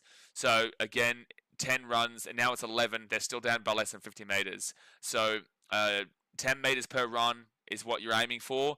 They're well above the Raiders in that regards by about probably 30 or 40 or so. Probably about 40 or so if you try to compare it. So And now it's 87 runs to the Raiders, and it's still only 8-15. So it tells you the Warriors are winning the middle of the field for the most part, but that post-contact is well in advance of the Raiders now with 3:06. Line breaks is 2-1 to the Warriors. Tackle breaks is 16-12 Warriors way. So not too many missed tackles there from the Warriors. We'll get to that in a second, but it's not too bad, especially in wet weather. Average set distance, this is, you've got to bump it down. It's actually a really good average set distance for both these teams, really. 34.49 would normally be really poor on the average set distance, but with the rain, it's actually pretty good. So 34.49 is on the basic area, but it's on the high end of the basic area, whilst the Raiders are at 35.58, which is in a really good area. It's not fantastic, unbelievable, but it's really good for these wet weather. 36.05, so even bumping it up a little bit more. Average play the ball speed is 3.47 seconds for the Warriors, 3.52 seconds for the Raiders. Pretty typical wet weather footy play the ball speed. It's not as slow as it actually would be. Usually it's a lot slower than that. It's probably around that 3.6 to 3.7 marker. But both teams are actually playing relatively quickly for the wet weather. Offloads is 3-1 for the Raiders. In regards to kick defusal, 50% for the Raiders, 58% for the Warriors, and the forced dropouts is 3 to the Raiders, 0 to the Warriors there. Now, effective tackle percentage is really good from both teams. 91.67% here with the Warriors, which is 187 tackles made, 12 missed tackles and 5 ineffective, so 17 bad tackles in total across 187 tackles made. That's really good stuff. 91.67% is 3.67% over the bare basic of the what you aim for, about the 88%. So that's really good there from the Warriors. And then the Raiders are at 90.06%, which is also really good with 163 tackles made, 16 missed tackles and 2 ineffective. So they've made less tackles because obviously they've had more ball. They've had 18 bad tackles compared to the 17 bad tackles there for the Warriors. So it's relatively even in regards to a lot of that. That defensive effective tackle percentage. Negative play is 5 errors apiece. Both teams have made errors. You're going to have to expect errors in a wet weather footy game like this. Penalties conceded is 5-4 Warriors over the Raiders. I haven't had a problem with any of the penalties. I haven't had a problem with a single one of them. Ruck infringements 3-2 to the Raiders. Inside 10 is 2-1 to the Raiders, and then on reports is 2 for the Raiders, and sin bin is 1, whilst the Warriors have no reports and no bins. But the Raiders were able to score 6 points with the man in the bin, and then they got the 2 points just as Holsborough came back onto the field in that last little bit. But then again, that wasn't a Raiders 2 points, that was a Warriors 2 points, because there's no way this game should be tied. There is no way, it's inexcusable that you are ever offside from the dropout. You should never ever be offside from the dropout. There is no excuse on any level for that. But there you go, that's the halftime stats. I think based off of that, I think at 8-8, I did tip the Raiders by a close margin of 1-12. I'd still be happy to go with the Raiders of a close margin by 1-12. But the Warriors, for me, were probably the better team. No, actually, it was pretty 50-50, actually, if you think about it. The first 10 minutes was Raiders. The last 10 minutes was Raiders. The middle 20 was all Warriors. So it's relatively 50-50. This game is completely up in the air. This game is completely up in the air. Handy Mama Vlog says, what's the points? Well, if you look at the screen, now, this is a really foreign concept, I'm aware. But if you look at the screen, you can see a ladder over here, right? Now, if you look further down, you can quite literally see the live score right there. And it tells you the time as well. So that is the score right here. This one here. I'm not just putting 2 random number 8s. I know China thinks number 8 is the lucky number. I'm not just doing it for China at this point because Jay does enough for that. Nate Jay says that was an absolute schmozzle by the Wires end and a half. Absolute schmozzle, mate. Schmozzle galore. Schmozzle and a half. David says, unless you've met another Samoan bloke named David that follows AFL, what are you talking about? Jared Troy says the Raiders played better as soon as that Corey bloke got binned. I mentioned this. I did say this. TJ Towers says, great to see you again, Blaze. How have you been? I'm alive, mate. I'm alive. Jay says, you used some particular sayings that another Muppet on here used to say. Oh, no. Jay's on to someone now. Oh, he's on to David. Jay's always on to him, man. I'm telling you. Jay's the goat, dude. He knows what he's doing. Nate Chase, I've never met an Islander that follows AFL apart from Izzy Folau. Obviously, it's not going to be, well, for you, it'll be true, but obviously Islanders probably do if they're living in Melbourne. I don't even know, actually. To be fair, it's a great point. I don't know many Islanders who do get around AFL. Like, there's going to be, don't get me wrong, there is going to be, but I don't know a great deal of Islanders who get around the AFL. Obviously, it's more rugby union or rugby league, depending on what country. You're talking about Samoa, it's more rugby league. It used to be union, now it's league. Sorry. Tonga used to be Union, now is League. New Zealand is still more so Union, but also very predominant on League as well. Fiji, obviously Union. So yeah, I would agree. I don't think there are many, but again, if you're living in Melbourne or Adelaide or Perth, there's going to be Islanders who get around the AFL. Jared Farmoni says, our defense was good near in the end. I'm not going to lose my mind over Pompey, but we could be 8-6 at half time. Probably should lose your mind about Pompey because that changes the whole complexion of the game. Warriors would have felt they deserved the lead at half time. Now it's a tied game. It's 0-0 effectively, right? So the whole game starts afresh in the second half. So whoever comes out and wants it more in the second half wins this game. And I know that's a pretty simple thing to say. That should be a bare basic minimum to understand, but it's how it is. Like, it's that 2 points would have been crucial coming into halftime with. Jared Farmoni says, I know Pompey's going to be torched in the comments on socials. Yeah, and he's also going to be torched by Andrew Webster. Marcel Musa says, I need Raiders to win to prevent me from being 0-5. How are you 0-5? Did you go all the favourites in a season where every underdog is, like, winning? I know if the Raiders win this, it's all underdogs this round. I tipped the Knights. I tipped the Dolphins. I can grant the Dogs-Dolphins one as a bit of a throwaway 50-50 in a lot of ways. I did tip the Sharks, though. But then again, not many people would have tipped the Roosters. Not many people would have. I thought the Knights was a bit of a gimme. I thought that was a guarantee. So I'm surprised you didn't get that. But then there was the other one. Who was the other game? Who was the other game this round? Oh, Para and Manly. No, I did tip Manly for that one. So I can understand... Like, okay, no, I can get how some people could be. I could get how you could be 0-5. I just thought that the Knights was a gimme, that one, based off of the 7 Panthers players that were out, and Brian To'o, Nathan Cleary, Dylan Edwards, Isaiah Yeo, all the like, Liam Martin, you know, the list goes on, Isaiah Papali'i, Luke Garner, so many. Jared, that's right. Marcel read that comment. Lance Siaki says, just curious, but who are the subscribers that have been watching your lives from the very beginning, or the ones you know that will always join? Well, when you're here, you know there's a whole bunch of these people in the chat are all very much regulars. So that's why, you know, it's very easy to kind of bounce back in regards to, like, at their team. So I know, like, for example, I can look through these comments here and I can tell you pretty much who everyone supports because they are regulars. But the oldest subscriber that I have that still actively watches this channel subscribed in 2016 for my first ever Titans vlog. My first ever, like, rugby league video was Titans Storm vlog at Seabus, and we got absolutely annihilated. I flew up from Melbourne for it because I did that even when I wasn't doing YouTube. Hey, take note here, Gold Coast Titans organisation, piece of shit. I actually would fly up from Melbourne for every home game, regardless, right? So they want to assume that my intentions change behind it in regards to going to games, that I only go to games for this. Well, now I'm not even there and I'm away. And also, secondly, I was doing what I was doing before I was even close on social media. So the older subscriber subscribed from that. She still watches. Her name's Sally Gearing. She doesn't tune into streams too much, but she will watch videos, or she'll watch some of these streams, and she's always active on Instagram. But yeah, no, she's the older subscriber, besides my mum, obviously. Besides my mum. Tom says, up the waz. Jay says, who calls Blaze Blazy and says womp womp a lot? I don't know. Hayden says, Raiders a win. Dom Finlayson says, isn't there a Richmond player who's an Islander?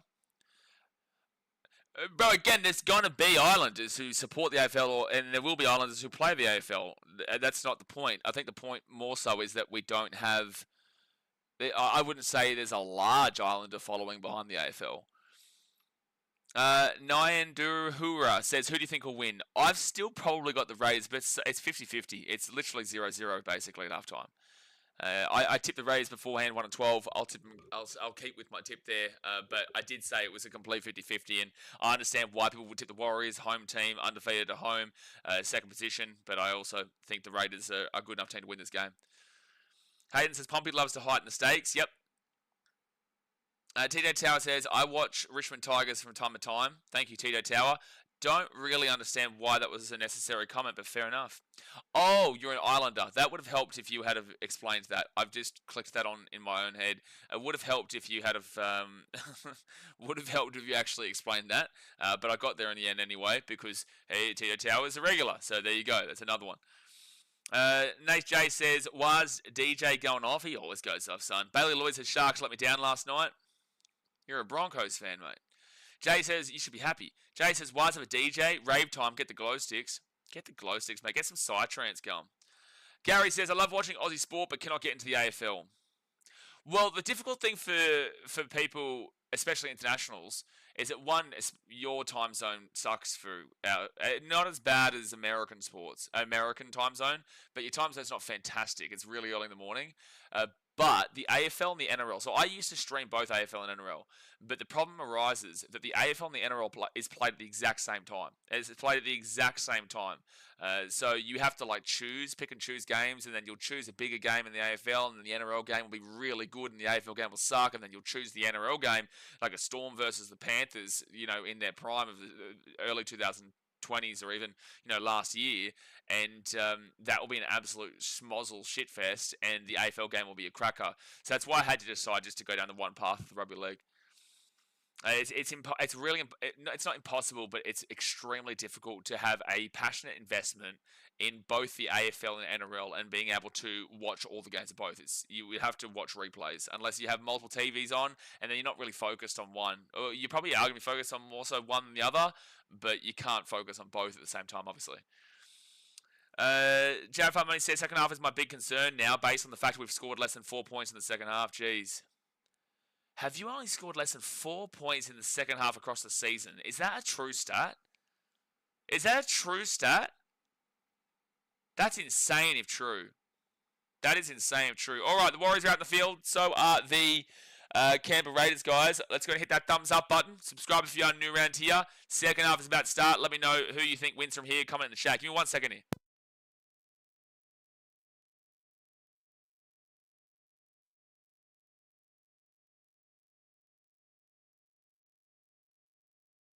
Gee whiz. Sorry, I had like a little thing on my side of my throat.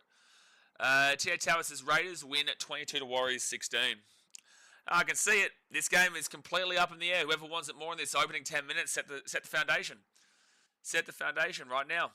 So the Raiders will grab the ball here at the 10, gives it off to Josh Papali'i for the first run, and he'll bring it out to the 20. Good post contact there. Oh, yeah, definitely. We're just pointing a player out. Hope it's a draw, then no one has bragging rights. Well, if it's a draw, the Warriors will be absolutely singing the praises of the footy gods, because a draw would mean that their plus 5 points differential, that is not good in the top 8, especially the top 4, would be completely irrelevant. And they would stay in second position for the time being.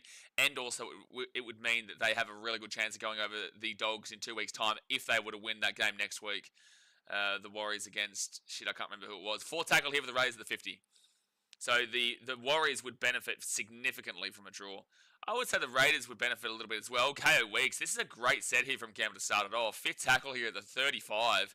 So Jamal Fogarty now with a bit of an attacking kick into the corner. Good chase. They're going to have him down inside their own 10. That was a great set from Canberra to start this second half. And great run from Tuivasa-Sheck to bring it out to the 15. Yeah, but I took the Sharks and they didn't win. So did everyone. Bailey. Good offload there from the Wires. And Chancellor Klukstad out to the 28 in the second tackle. Adelaide 128, West Coast 62. Gee whiz. Crazy. Personally, I think the Warriors have to step up their attack this half or Canberra will pull away. I agree. I don't know if pull away is the right words. I don't know if they pull away. It would be a massive turnaround to see the Warriors lose by 13 plus at home in such an important game like this. Surely not. That would be quite embarrassing considering they have done so well in this game. Besides that Adam Pompey brain fart. So the Raiders will grab this through Xavier Savage, and he'll get out to the 10. Only one is Manly and Newcastle that are outliers, I believe. Manly outliers? Manly and Newcastle? What do you mean? Are you talking to somebody else, or are you referring to something that I've said? What's Manly and Newcastle outliers for? Pork bellies in the air fry. Woo, get around, Olivia. Troy Fitzsimmons says the crowd will help the Warriors. Every player wants to be there and do their job. sure. But also the first half still happened and it was 8-8 and the crowd has been, that's a high tackle. It's a penalty to the Raiders here at the 45. Sure, but it's 8-8 at half time, so the crowd's been there and the crowd's been cheering them on and getting them going. So, you know, they'd want to get a bit of a move on because, again, as somebody mentioned before, they've only scored less than 4 points in the second half. Oh, that's a very high tackle. That's right across the neck. So Raiders now will beat the 40. Oh, the wind is also at their back. So whoever was asking about the wind before, the commentary has just spoken about the wind, and the wind being at the Raiders' back. So that's also a negative sign here for the Warriors in the second half. Waz put more than 4 points on Manly and Newcastle in the second half is what I meant. I should have clarified. Okay. Well, anyway, long story short, Warriors aren't a good second half team. So that's what you're effectively trying to say. Second tackle now at the 25. They go out to the right. That's a crazy stat though, man. That is a crazy stat across 11 games because you can't include this one just yet. All right, so Raiders now 15 metres away. They give it off to Jamal Fogarty. Fogarty flicks it to Josh Papali'i. And Papali'i taking down 13 metres away. 4 tackle. Marcus says, go the Raiders. Well, here they come. Tom Starling at Jamal Fogarty.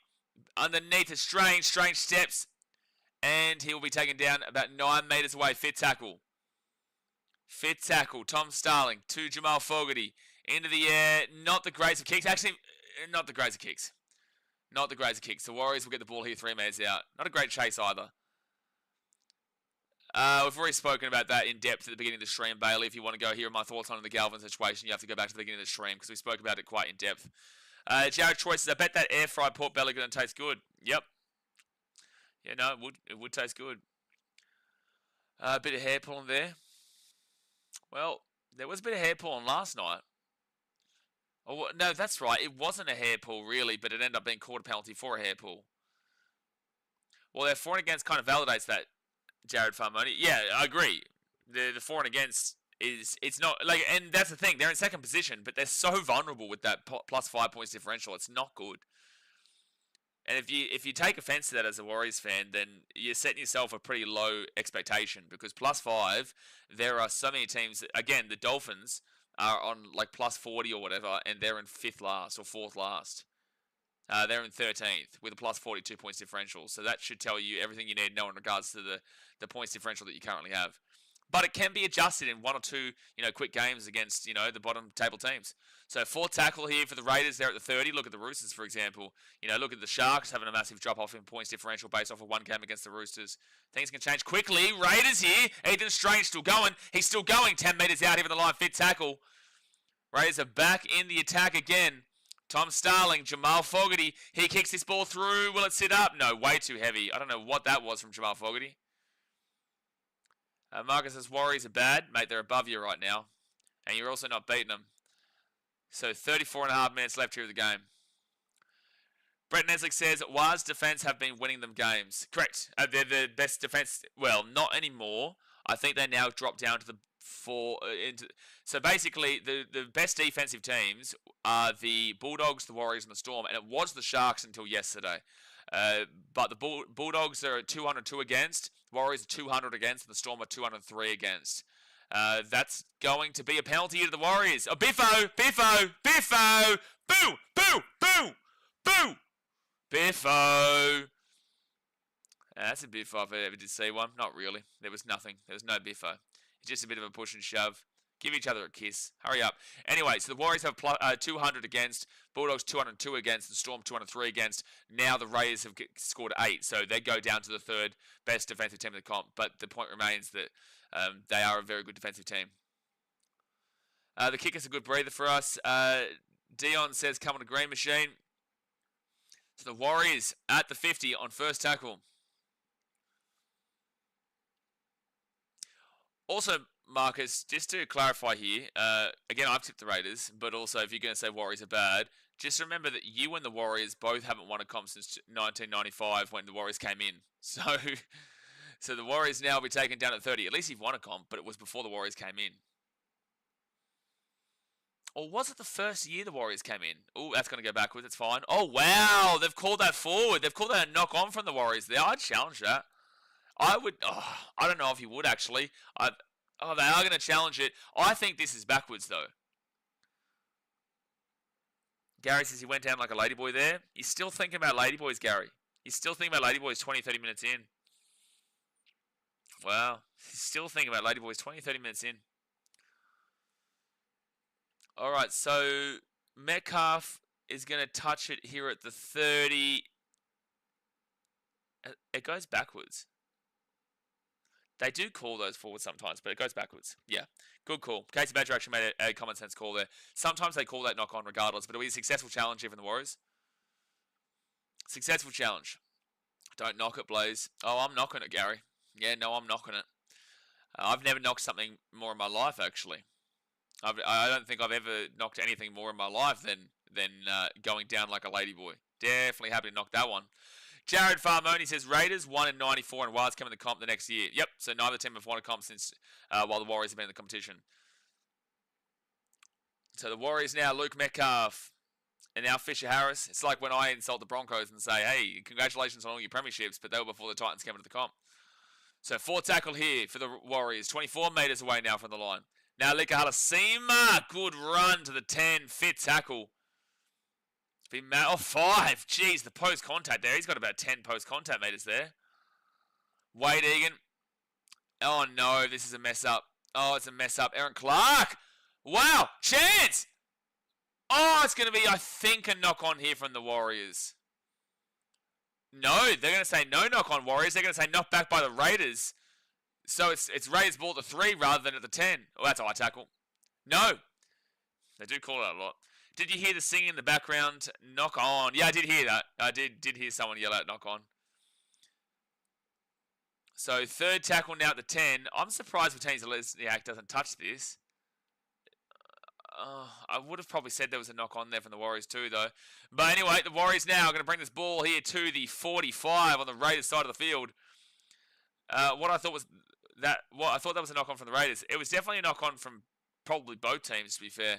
But I think that Martinez Lesniak might have touched it first before it went into the Raider. But anyway, we've moved past it now. 3rd tackle here for the Warriors, and they're 32 metres out. Hey, Raiders, you still liking that you didn't go for the 2 when you had the opportunity in a close, heavily contested game like this one? Still happy you didn't go for the 2, especially away from home as well. 4th tackle, 22 metres out, and that's a penalty. The Warriors will take the 2 here, and well done, Raiders. You would have been up 10-8, and it would have been 10-10. But the Warriors, I guarantee you take the penalty 2 points here. They've already taken 1-2, and they're about to take another. Can't believe Titans let Clark go. He'd been all good for the Wars. That's not true. That's not true in regards to can't believe the Titans let go of Aaron. Firstly, Aaron wanted to go back home. Aaron also wanted to go back with his mum, who was moving back to New Zealand. And also, secondly, Aaron Clark wasn't playing like he is now for the Warriors because the Warriors get him. The Warriors get him. Our organisation is an absolute shambolic organisation throughout. So I do not regret at all that Aaron Clark has gone. I would have loved him to stay, but at the end of the day, he wasn't playing as good as he is now for the Titans. So, no, it made sense. Made sense for both parties.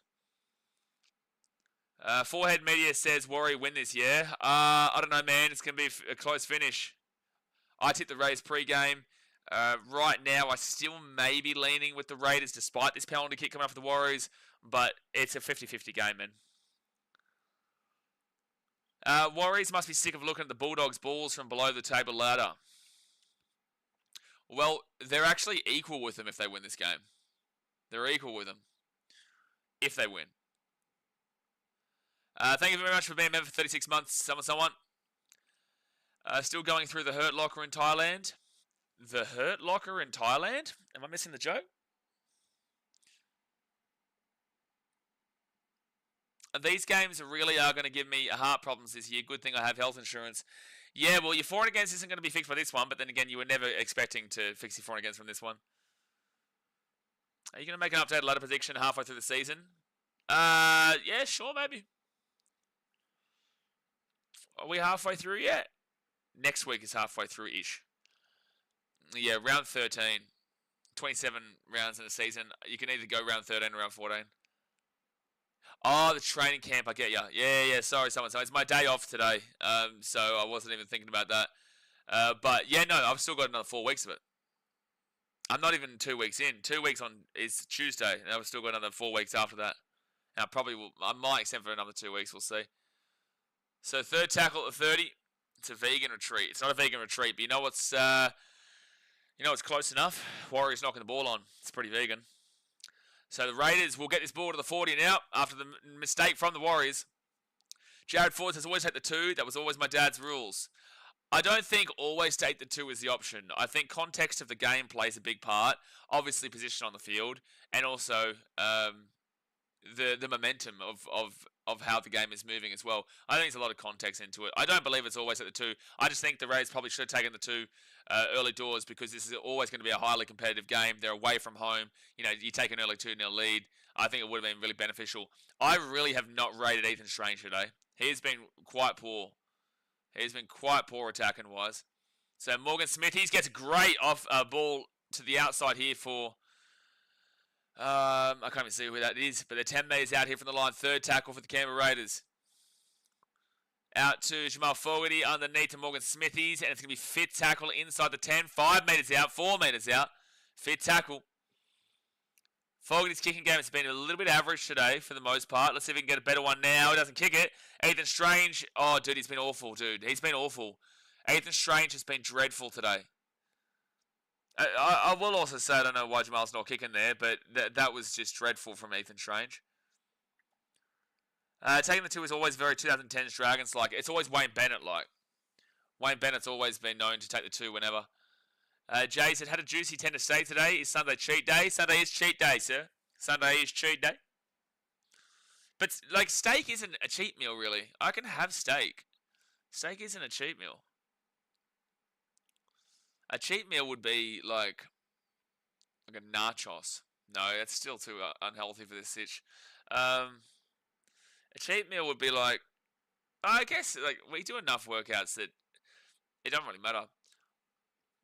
As long as the intake is less than the outtake, it doesn't really matter. But, no, steak would be fine. I'm looking forward to a good Aussie steak one over there. Yeah, no, the old steak over here, much better. Much better. So, second tackle at the 45. Tate Tassie says... Tate Tassel, sorry. Who do you have, the Raiders or Warriors? I've probably got the Raiders still, man, but it's going to be a close finish. Warriors just don't have a great second half track record, and I tipped the Raiders before the game started, so there's no point changing my tip now. Oh! Well, what's happening here? What's happening here? Oh, I thought he might have knocked... Oh, that's going to be a penalty. Oh, well, no. Well, why is... No, challenge that. If I'm Raiders, challenge that. He hasn't cleared the ruck. He hasn't cleared the ruck. Challenge it. Challenge it. Challenge it. Challenge it. Steps behind the marker. What, Adam G? Why are you not challenging this? Why would you not challenge this? So Starling, so he goes over the top of the 2 players. That's fine. Don't think that's a tackle on there, because it's not. He did lose the ball, so it's actually ball don't lie anyway. But I'm sorry, but that's an awful call there from the referee. Like, you challenge it every week. Every time. I don't understand why Joe Tarpany didn't challenge that. Like, that is absolutely a challenge every day of the week. That's the most ridiculous no challenge you're going to see. Like, that was obviously a penalty to the Raiders, and they would have taken the 2 from right in front to make it 10-10. But then again, ball don't lie, because Ethan Strange actually knocked the ball on before that. So, second tackle now at the 50. Troy Fitzsimmons says they don't have a good second half, but they're still second on the table. Okay, cool. That doesn't take anything away from the fact that their second halves aren't great. I don't know why you're biting back at that. We only need 2 points and good defense. Well, no, because the points differential is a massive thing for the Warriors. So this is I don't agree with this take. There's a reason why there's a massive worry right now with the Warriors and knock on here from New Zealand. So Raiders ball here at the 40. I disagree with that completely. You have a +5 points differential here, dude. +5. The Bulldogs have +74. The Storm have +135. The Raiders have +64. The Sharks have +44. The Broncos have +42. Manly Seagulls are +18. The Dolphins are +42. There are other teams who are really close to you, like the Dragons are -11. Like, no, your second halves, no, you need to fix your points differential. This isn't the game to do it, but like you've got to fix your points differential. It's still second. Congratulations, you're first and long line loser. Why are you so offended by a literal stat that the Warriors aren't good in second halves? Why can't you handle a literal stat about your team? That's not arguable. It's not arguable. You know, and also just a reminder, when you played the Melbourne Storm, you got dry humped on the field. So, bro, I don't understand why you would get so offended by a literal stat about your team. That doesn't mean they're a bad team, but at the end of the day, like, it's a real thing, and you should be a lot more concerned about it than just saying, oh no, it's okay, we're second, so it doesn't matter. Well, the last time you played the Storm, you conceded 44 points to them, so I think it does matter. I really do. I think it definitely does matter, especially if you lose this game and you drop down below the Raiders, because guess what? They've got a massive points differential over the top of you. So it makes no sense in regards to, oh, no, it's okay. It's okay. So 4th tackle here, 15 metres out here from the line for the Raiders. KO Weeks also back to Tom Starling. Out of the left-hand side, Jamal Fogarty. Fogarty now. And Adam Mariota is 5 metres away here from the line. There is way too many errors here for the Warriors Soul Survivor. You're absolutely correct. But they're still winning by 2 points. Tomoko kicks it through. I think that's going to be a knock on here from the Warriors. Yep. So it's going to be Raiders ball here with the 10. They're going to get a fresh set of 6. Tate Aussie says, Tate Tassel says he's triggered. He's saying I'm triggered. And you? I always get triggered. I get triggered by people who that's definitely a knock on there. I get triggered by not stupid comments all the time, but like I get triggered by comments like that, because it's like it's someone trying to bite back at me for just telling you kind of how it is. Like, it's not me putting my opinion onto you that the Warriors are bad in second halves. That's not an opinion. You know, like, based off of the season so far, we would just establish that they've scored like 4 points in second halves outside of a couple of outliers or whatever. So that's, I guess, where you bite back at comments like that, because you're just like, why are you upset that I'm telling you kind of what is a fact? So the Raiders now second tackle, 3 minutes away here in the line, 22 minutes to go here in the game. Oh, okay, fair enough, Tate. Yeah, I wasn't even biting back at you, I was just explaining. So Raiders now, chance here, and they're 5 metres out, Noah Martin, third tackle. But yeah, I get you. Out to KO Weeks, and KO Weeks is 4 metres away from the line, 4 tackle, 21 minutes to go here in the game. The Warriors do know how to grind out these results though, man. They do. They know how to grind these. There's 6 again here for the Raiders, 5 metres out, first tackle. We are winning this half so far. You are, Jared Ford. And it does only take 2 points to win this game, based off of the halftime 8-8. Another set restart here. But the Raiders now 3 metres out from the line. All right, so 3 metres out, first tackle. Out the back here, Ethan Strange will go himself. That wasn't a bad run. He hasn't had a good game, but that wasn't a bad run. 2 metres out here, second tackle. If a Canberra penalty, take the 2. And there's a bin for the Warriors. Oh boy. Charles Nickel looks at he's going to the bin for 10 minutes, and the Raiders are about to tie this game up. The Raiders are about to tie this game up. Jared Ford says we are winning this half so far. Jared Farmoni says, again, we can't keep grinding out games, just like how Bulldogs can't keep relying on making comebacks. I agree. I think that the Bulldogs ones are more of a concern than the Warriors. I think having that grinding tenacity to hold out results like this is a lot more based off a defensive structure than the Bulldogs relying upon the other team falling apart in the second half and then being able to come home stronger every single game. So no, I think that the Bulldogs are more of a concern in that department than the Warriors, because this is a testament to the great defense that the Warriors have built this season. So no, I don't think I understand the comparison between the two, but no, there is still a bit of a difference there between defensive structure, being able to win these close-knit games. You're not going to win all of them, obviously, just like the Bulldogs aren't going to win all of those comebacks, as we saw the other night. But no, the Bulldogs one's a bit more of a concern, because their first halves are so bad. Like, really, really poor. Someone says this game has golden point written all over it. It does have it written all over it, but I just get a feeling there's a try coming, especially now with the man in the bin here for the Warriors. Now, the Raiders actually scored. So it's 10-10 here, guys. 20 minutes to go of the game. Do me a favour. If you like the content, hit that like button. Subscribe if you're new around here. We're live for every single game. And we've got Origin on Wednesday, so we'll be live on Wednesday about an hour before the game does start, so that'll be a big one.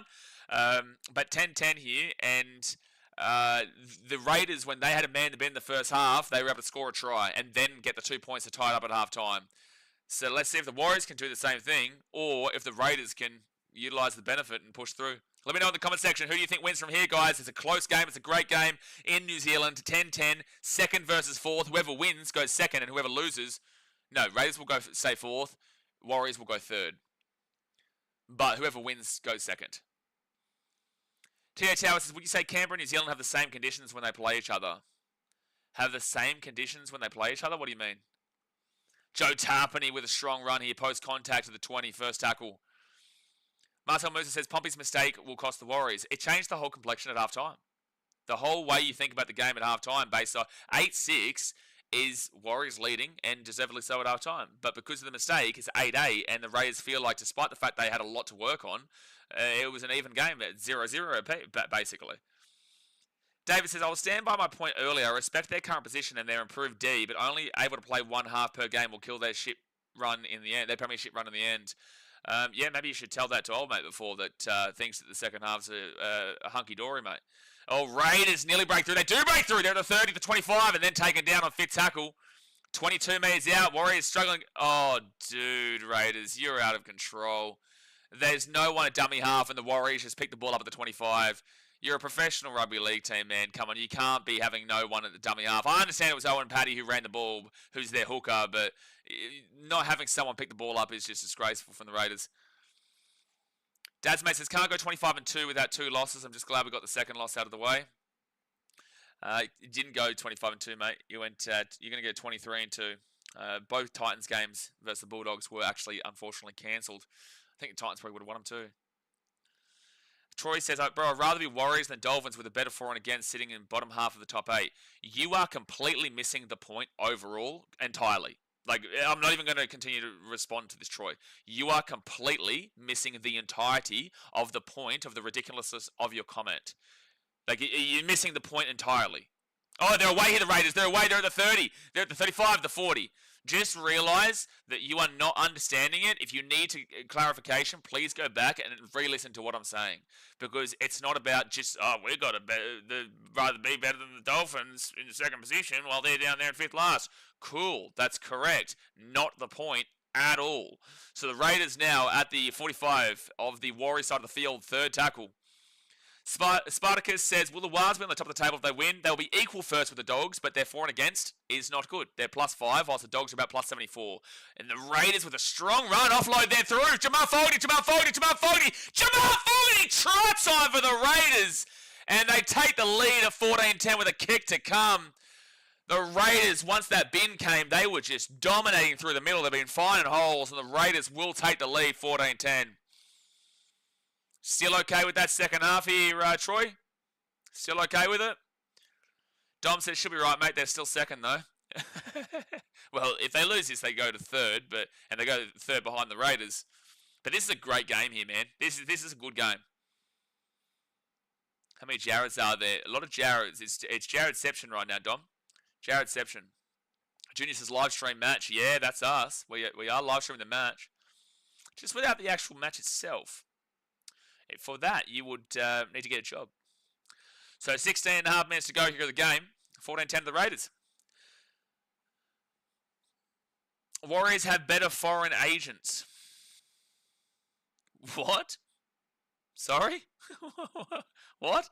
Jared Farmoni says, oh, these bloody offloads. Yeah, the offloads are getting them. Ronnie says, do you reckon either can win the comp this year with underdog do like this year, aka team? That was a bit all over the shop, that comment, but I get what you're trying to say. I think that it's very difficult because every team has their own problems. The Storm have many problems. They're very inconsistent this season. They just lost to the Sharks, who just got pumped by the Roosters. The Bulldogs have definitely still got problems. The Warriors, they've got to fix their second halves. The Raiders can be inconsistent, but they've been solid. But do they win the comp? I don't know. It's very difficult to picture in my mind the Warriors and Raiders. We've grown up with these two teams not having won, so it's very difficult to picture one of these two teams winning. But it's not out of the equation because no one's a bolter right now. And Jamal Fogarty will get the kick, so it is 16-10 with 15 minutes to go of the game. Not over yet, Warriors fans. Very close still a 6-point game. You do have a man in the bin, however, for the next, I think, 4 minutes still. So it is a worry. You can't let the Raiders score next. If the Raiders score next, they might go on with it like someone was saying before. I really don't think it should happen, but that bin has really cost him. So, Ronnie, to answer your question, sure. There's no one who's put who's put their foot down and said, we're going to win the comp this year. There is no one who's come out and said, we are the best team in the competition, chase us down. Sure, you could argue the Dogs based off of their ladder positioning, but then you just go and have a look at their first halves, because their first half, it's like the Warriors. Warriors are bad in second halves. Bulldogs are awful in the first halves. Bulldogs are actually worse than... for God. Oh, that's a penalty. So Zach Hosking slipped over and knocked it on, so it's going to be Warriors ball here at the 15. It's a penalty. Yeah, penalty here to the Warriors. So here's your chance. Off the try, Raiders, you're going to have some good defense coming up here. How is their defense, actually? Plus, they've given up 254 points this season, not including this game. 4th, 5th, 6th, 7th, 8th, 9th. Damn, they're out of the top 8 for defense, Canberra. All right, so the Warriors now, they're 20 metres out here from the line, but the Warriors aren't great on the old attack. So that's what's kind of showing in this game. Raiders not so great defensively, but the Warriors don't necessarily have a fantastic attack. They've got the defense, though. So second tackle now for the Warriors. They're 10 metres away from the line. 14 minutes and 40 seconds to go of the game. And it is a 6-point game. There's still a man in the bin, though, for New Zealand. Kurt Catewell, 5 metres out. The captain nearly had a barge over. He's lost the ball. Oh, it's called penalty. He has called penalty there. So it's going to be... They obviously not going to take 2. They're going to be 10... Did Cooper Cronk just suggest to take the 2? What did Cooper Cronk just say? They're down by 6 points, mate, with 14 minutes to go. Why would you take the 2, Cooper Cronk? Did I just mishear that? Did he actually just suggest them to take the 2? Anyway, so the Warriors' second tackle here, 5 metres away from the line. That's absurd if he said that. If I heard that correctly, that is absurd that he just said that. Out to Luke Metcalf. They spread it out again to the right. And to Matty Martin taking down 10 metres away, third tackle. It's a good game. Cooper Cronk call. What a weird comment. Metcalf kicks it through, and the Raiders will get taken down in goal here. So it'll be a dropout. Dropout coming up. No, you didn't. He said that. That's wild that Cooper Cronk suggested to take the 2. It's fine. The tackle was fine, man. That wasn't a bad tackle from Zach Hosking. That was not a bad tackle there from Zach Hosking. But it will be a dropout here from the Canberra Raiders to the Warriors. What do you do here? Do you go over the shorty or do you go over the long? I would suggest going for the long, especially in wet weather. Just kick it as far as you can. You don't need to go for the shorty. But a lot of teams still do. Even when they're up, they still go for it because they still want to take the risk of getting the ball back. And it's a good dropout, so it's going to go out past the 50, and the Warriors will get the ball now at the 40. Still 2 minutes left in the bin here for Charles Newell-Gluckstad. So 40 metres out. Now it's going to be Aaron Clark, Marata Niokore, who's 30 metres away, second tackle. Dogs and Rabbits have been in a grand final, I think. Yeah, 2014. What's that got to do with it? Yeah. Yeah, Dogs and Rabbitohs 2014. And if you want to double down, Dogs were in the grand final in 2012 as well against the Melbourne Storm. Dad's mate will love that you brought those games up. That's going to be a mistake there from the Warriors, but luckily for them it goes backwards, and then Kurt Catewell gets the offload away. Oh, Tamati Martin thought about the kick there, but third tackle, glad he didn't. Fourth tackle now at the 25, Wade Egan. They go short, slip over there from the Waz. Their fifth tackle, 18 metres away. What can you do? Try and get that repeat set. It's going to be Harris Tavita with a decent enough kick into a good enough area. Maybe. Was. Oh, it's a knock on from Raiders with 6 again here for the Warriors, though. 1 metre out. 1 metre out. That's a penalty. 6 again, whatever. He's just called 6 again. So 0 tackle here for the Warriors. You've got opportunity galore here. What a game this is. This is a grind, man. This is a grind. Warriors now at the 10. They don't usually score in second halves. Raiders defense is not in the top 8 for defense, but the Warriors, I don't think they're in the top 8 for that 6 again as well. You're going to start to think about warning the Raiders here. You're going to start to think about warning them that the next one's going to be a bin. Metcalf, right inside, chance here, chance here, chance with Teddy Zalesniak. Oh no, on first tackle. Oh, he was going to go over the sideline. He had to do it, but he threw the ball back in. The Raiders get it. Great defense there from Canberra in the end. Great defense, and it's going to be Raiders' ball now to the 20. That was first tackle too. It's unfortunate because he would have been backing in with Teddy Zalesniak in a situation like that. But the biggest thing here now is the Warriors need to be disciplined. Don't give away a frustration penalty here. That was a good scramble though. He was definitely going over the sideline. So he had to throw the ball back in. So either way, you lose the ball there. So you can't be too upset about that, Warriors fans. And maybe don't go that far wide on first tackle, but, that's a question for another day as well. So it's going to be Raiders now, 5th tackle. They will get this ball to the 40. 10 minutes to go here in the game, guys. If you like the content, hit that like button. Hit the thumbs up button. Subscribe if you're new around here. Raiders will just do a little bit of a dart kick straight down to about the 20. And Charles Newell-Klukstad brings it out to the 25 to the 30. Now the 35 first tackle. All right, comment now. Get into the comment section. Who wins from here? Do the Raiders hold out or the Warriors find a way to score a converted try and maybe send this to extra time, or we go into the field goal battle early doors at the back of the second half? Is Henry Fafafili? No, he's not still playing. Small Voodoo says, Tamale's an absolute monster. His post-contact meters are insane. Sevilla Tamale was a great pickup. Again, I think he came from the Dragons. I could be wrong there, but I'm pretty certain he came from the Dragons. Couldn't get a spot. Now he plays for the Raiders and has locked down a spot. He's been really good for him. Marani Okore! Oh, fit tackle. Just got through, but then taken down. 25 metres out. Wade Egan, Luke Metcalf. Metcalf, short ball, fit tackle. They lose the ball, and the Raiders will pick it up at the 30, at the 15. Oh, well, that's a knock-on from the Warriors first, though. You got to challenge that. Oh, this is a challenge all day. So they're going to call knock-on here from the Raiders, but this is a challenge all day. One, I think the Warriors knock it on, but also two, I don't know if Ethan Strange even knocked that on. Still think the Warriors pull something off, Brenton says. That's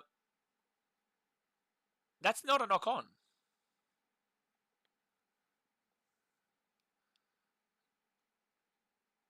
I don't know if he's knocked this ball on.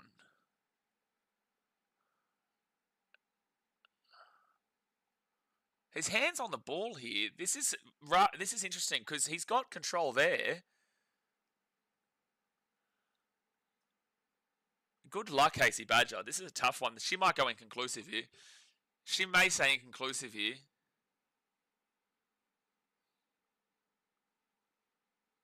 This is a 50-50. Yeah, it was a 50-50 call. She didn't go inconclusive. She said this is a successful challenge. So she's saying that Ethan Strange doesn't knock that ball on. I personally, Warriors fans, just throwing it out there, it's not like a robbery, but I personally would have called that a knock-on. No, not sorry. I personally would have said that's inconclusive. I personally would have gone inconclusive, which means the Warriors would have got the ball. The Raiders keep that challenge. But Casey has gone the way of saying it's a fine. He does have it. And it's lost the ball anyway.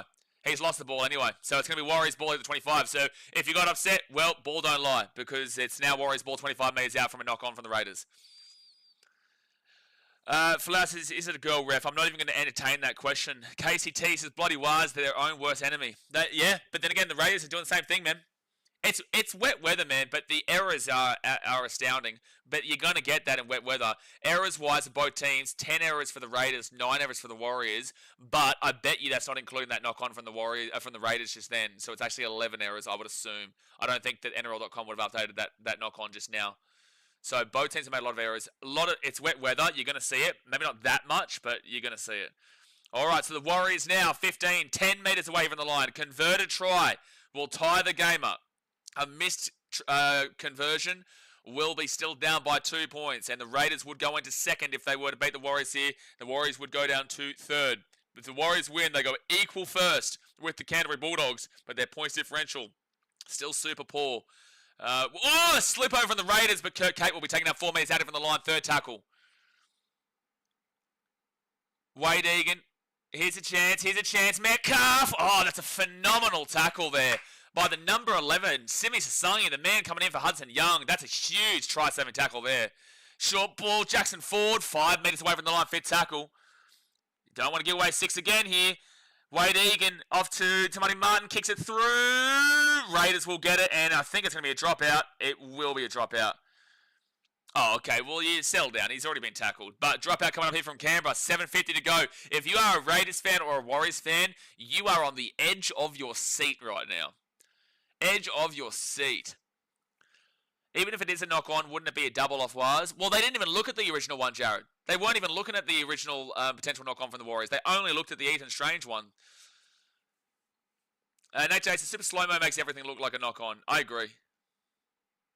Brett Neslick knows that, doesn't he? Paddy Knight's game magic round last year. Bullshit. Jamal Fogarty with a wonky-donkey kick, and it will land. I'm in shock that the Warriors have allowed that. Like, the fact that that was even allowed to bounce a second time is astounding. Luckily, the Warriors still got the ball. They're in their own half, though, at the 45. They're in their own half. Now they're inside the attacking half at the 45 second tackle. But that was astounding that they allowed that ball to bounce twice and nearly go over the sideline there at the 45. All right, so Aaron Clark here. He's 35 metres away. Third tackle. Great post contact. Go, Wes, you big bopper. Go, Wes. Third tackle now, 32 out. Wade Egan gives it off here to Tamani Martin. Tamani Martin to Luke Metcalf. Right near Corey. They've got to bounce off that poor second half record and also being one of the least, one of the worst attacking teams of the comp. They have to find a way here, the Warriors. Oh, jeez, that was risky for an intercept. That would have been game over if the Raiders got that. But the Warriors, Roger Tuivasa-Sheck, fit tackle. 18 metres out here from the Raiders line. They've been pumping the line at the moment, but they're just finding a way at the moment, Raiders. But that's a good kick from Metcalf. Oh, it seems to Les Nat would knock the ball on. And now the Raiders pick it up at the 5. They're bringing it out at the 10. He's still going here for the Raiders. 15. He's at the 20. Savelio Tamale. Oh, and he loses the ball. And they're going to say no advantage. This no advantage rule is very harsh. Oh, dude, it's like it's still the same tackle, so I get it. It's still so harsh, though, man. And it is referee's discretion. It's a big call. He has run a good 10 metres and run around, but it is the same tackle still. Yeah, it's harsh, but like it. Skidamee says, who won? Titans, mate. Titans won, bud. Troy's been arrested for a blind state crimes. I think Troy's starting to recognise. I think Troy is starting to understand the concept of what we were trying to explain before for the Warriors. I mean, the Warriors can still win this game. They can still send this game to extra time. Like, they just got to man up in this last 5.5 minutes and just find a way. Like, you just got to do it. You know, and the Raiders are 11 metres out. That's a penalty. They're not going to call a penalty. Oof. Raiders now at the 16. Second tackle. 2 points and some defence is all they need. Raiders don't need to do anything silly right now. And the Warriors don't give away a penalty. Just don't do anything silly. Get through your set, complete it, and then kick it down deep. Out to the left-hand side now. Noah Martin. He'll be about 38 metres, is it? 38 metres, 28 metres out from his own line. Tom Starling to Horsburgh. Horsburgh to Fogarty. Nearly broke away there, Simi Sasungi. Oh my gosh, please someone play the dummy half position for the Canberra Raiders. So they get the ball, they kick it down deep to Chance Neil Crooks out of the 15, brings it to the 20, 25, to the 30. Here comes Chance, he goes out to the left. They might have space here for Roger. Roger's away! Oh, taking up the 50. The scramble. And that's a penalty for what? For a shoulder charge, apparently. Damn. Yeah, get into him, Ez. Get into him, Ez. Oh, jeez, I love him. He's a tough unit, the old Ez. Where's the shoulder charge? Yeah, it is. It is. There's no wrap of the arm. Jav, it's soft, but like it is. What was Tarpanay thinking there? Yeah, ridiculous. He's a captain too, isn't he? Is he the captain? Yeah, he is. From a captain. Can't be doing that. It's like Fisher Harris last week against the Dolphins. Can't be doing that. Alrighty, so the Warriors at the 40. This is reminding me of Anzac Day last year, Titans-Warriors, where Titans were just up by about 3 points and the Warriors were just pumping the line. They could never get over the top and the Titans ended up winning 27-24. But the Warriors have still got 3:42 to change their fortunes here. Chance will be 28 metres out. Again, if the Warriors win, they go equal first with the Bulldogs. If the Warriors lose, they go to third and the Raiders will go into second position, tied with the Warriors. But that points differential, Troy? Third tackle here, 15 metres out here from the line. Wade Egan, he'll go out to the right-hand side. Then he gives it off here to Metcalf. Metcalf gives it out again to Chance. Chance taken down 10 metres out for tackle. Oh! Jeez, no one a dummy half for the Warriors either, but they get the ball out to Tamani Martin. Oh, he steps around, fit tackle, 5 out. 5 out, Wade Egan. Harris Tavita, that's awful of a kick. That is a penalty to the Warriors. Oh, Harris Tavita's been taken out maybe late here. Okay, so Harris Tavita.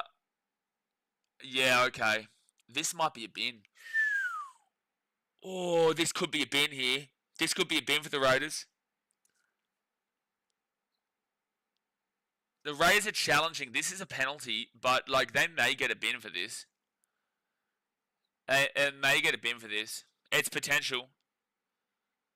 And this is going to be a wild last 2 minutes 53 if that's the case.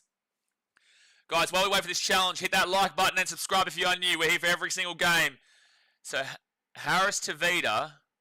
Of course they're not taking the 2, Jared Ford. What the fuck are you talking about?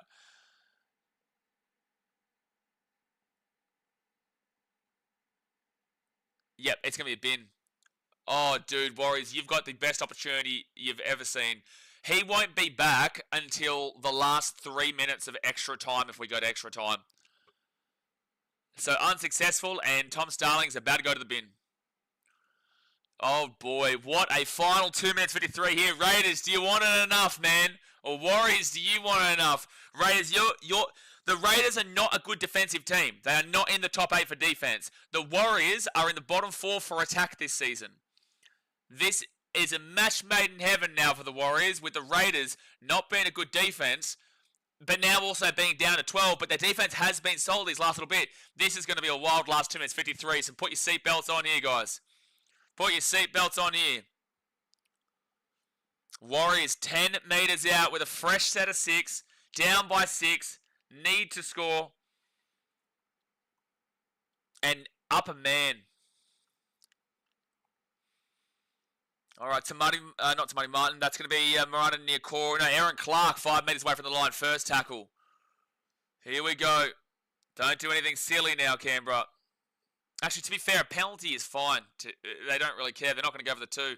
Second tackle. Cooper Cronkite suggests it, though. Wade Egan. Shot ball. Ah! Oh, I don't know if he's got it. I think he's held up. Oh, he's been held up, bro. Oh, they're going to go to the bunker.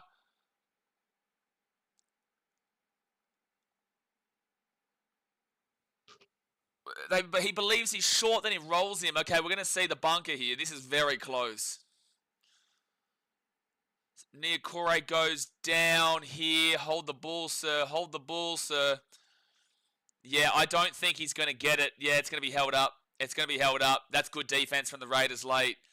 I thought that it was almost a guarantee. Yeah, he's held up. All right, so go back to the 10 here. What a game. What a game. This is definitely game of the round, and we knew it was going to be game of the round coming into it. The Warriors and Raiders have been 2 very surprise packet teams this year, playing some great footy. So no try. Warriors ball 10 metres out. Here we go. Out to Luke Metcalf. Aaron Clark goes. All right, so now it's going to be good post contact there from Aaron Clark. Taken down 5 metres out. 4th tackle. Still 2 minutes and 6 seconds to go here of the game. They go to the right. Luke Metcalf. Oh, it's a great tackle. 5th tackle, 4 metres out of the line. That was an unbelievable tackle. They go to the right. No! They knock it on the Warriors, and the Raiders get the ball 5 metres out. Not over yet, Warriors fans. A minute 52 to go here of the game. That is unbelievable pressure defense from the Canberra Raiders in a clutch situation. The Raiders are legit this year, man. They are a significantly competitive team. Despite the errors of both these teams, I've also seen enough from the Warriors to say that they are a team that can compete. But your biggest issue with the Warriors is your second halves, and your biggest issue is your attack. If you could sort that shit out, you guys would be a big-time team. This is going to be a harsh lesson here to learn here as well for a guy like Adam Pompey, because a lot of that, it's a knock-on from the Warriors. So it's 6 again here. Not the play, Warriors. You would have had a whole set, bro. Not the play, man. Smarty Martin shouldn't be stripping that ball out there, man. It's a 0-0 play, but now they've wasted 20 seconds and then got a fresh set of 6. So Raiders now with a minute to go here of the game. They're now at the 45 here. Joe Tarpany. First tackle. Spartacus is Wild's biggest chokers in the league. Well, how do you classify this as a choke game? It just doesn't make sense. Or just because of an 8-0er. Like, that's one converted try and a penalty. It's not a choke. Third tackle now for Canberra. 40 seconds to go here of the game. Is Wild's top 8 in defense? They are third best defense in the comp. They were best up until this game. But the and they were, I think, behind the Sharks until yesterday. Fourth tackle now for the Raiders at the 25. Now fifth tackle here for Canberra. So the Warriors are going to have to go 100 metres here with one tackle, basically. One tackle. If the Raiders just slow it down here. There you go, 10 seconds. All right, you've got 10 seconds here, Warriors. You've got 90 metres to run in wet weather conditions. Here we go. Here we go. Nickel Klukstad, he'll roll the ball back. They give this ball out and over the... Okay. I don't know what that was. Well done, Canberra. That's a phenomenal win. That's a phenomenal win there by Canberra. 16-10 here. They were down to 12 for the last 3 minutes. The Warriors absolutely destroyed their line for the last 10 minutes of that game. Couldn't score. And that's exactly what I was saying in regards to that Titans-Warriors game from Anzac Day last year. That had the exact same, obviously less points scored in this one, but that had the exact same kind of deal about it, where the Warriors just had all the possession that last 10 minutes. They're only down by a one score. They have the chance. The Raiders go down a man, and the Raiders can still hold out. The Warriors make the mistake, and the Raiders will now move up into second position. The Warriors will go down to the third position. I think if you're a Warriors fan, you shouldn't be too disappointed by this result. I think it showed that you are still a significantly competitive team. But to go back to old mate's comment, Mr. Troy, now that -6, you are now -1 points differential in third position. Now, because you go down to third position, you are 2 points away from the Storm jumping you with a +135. You're now within the range of the Sharks coming up. You're lucky they lost yesterday, but they got a +44. You know, you are into the negatives. So this is my emphasis again to help you to understand. Your for and against is going to absolutely cost you, and it means that if you lose another game, you can drop off and big time. And then if you lose a game after that, you can drop off and big time. But if the Bulldogs lose, they've got a +74. They're fine. The only team that's going to jump them right now, realistically, is the Storm, or now the Raiders, who are only going to be 4 points below them in regards to points differential. So the Bulldogs aren't susceptible. The Storm, they're +135. You know, the Warriors are above the Storm, right, with a +5, and the Storm are +135. But the issue is that round 27 is when this season finishes. We are now 12 rounds deep into the competition. So there is still 15 rounds for the Storm to get just that one more win, which will drop you down further. There's 15 rounds for the Sharks to get 2 more wins to drop you down even further. This is why this second half thing is a real problem for the Warriors, and this is why you need to focus on beating a poor team. You need to focus on beating a poor team by a big margin. Jared Ford says to keep Canberra at 16 points indicates the problem is in attack or timing. So again, the Warriors are 205 points for across the season. Now, if you want to add in this game here, 10 points, so they've scored 215 points for the season. The Bulldogs have scored 276. The Storm have scored 338. The Raiders have scored 318. The Sharks have scored 292. The Rabbitohs are 181, so they're less. So that's the first team that's less than them, though. The Cowboys have scored more, 228. The Broncos have scored more, 288. The Seagulls have scored more, 258. The Dragons have scored more than 228. The Roosters have scored more, 266. The Tigers have scored more, 226. The Dolphins have scored more, 294. The Knights haven't. They're 153. The Eels have not scored more based off of this game. Yeah, you've only scored 6 more points than the third last Eels and 5 more points than the second last Titans. So that tells you what you need to know. But again, the defense is the third best defense in the comp. Soul Survivor with the $20 redo donation. Get around your Soul Survivor. Appreciate you, brother. Says the Raiders have the Warriors number for sure. Cheers, bro. One second. Raiders have the Warriors number for sure. I don't know. I could easily see a world where the Warriors could beat them if it came to the finals.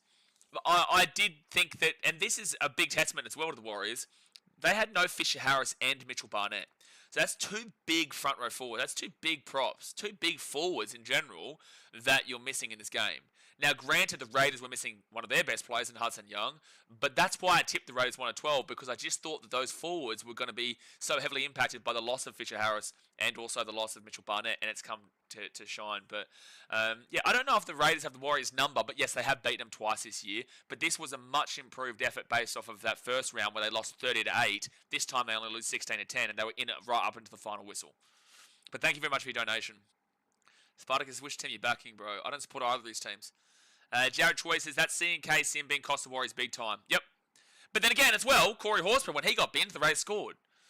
When the Raiders scored when the players were in the bin, whether it be for their team or for the Warriors team. So there's no real excuses there.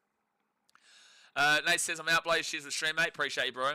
Ryan says, all upsets this week. Cray, yeah, every single game was an upset this week. I got 3 of them correct. I got 3. I got the Knights game over the Panthers. I got the Dolphins over the Dogs, and I did tip the Raiders. I want to see Tanner get it wrong. Yeah, but Metcalf's been playing some good footy. He's been playing some good footy.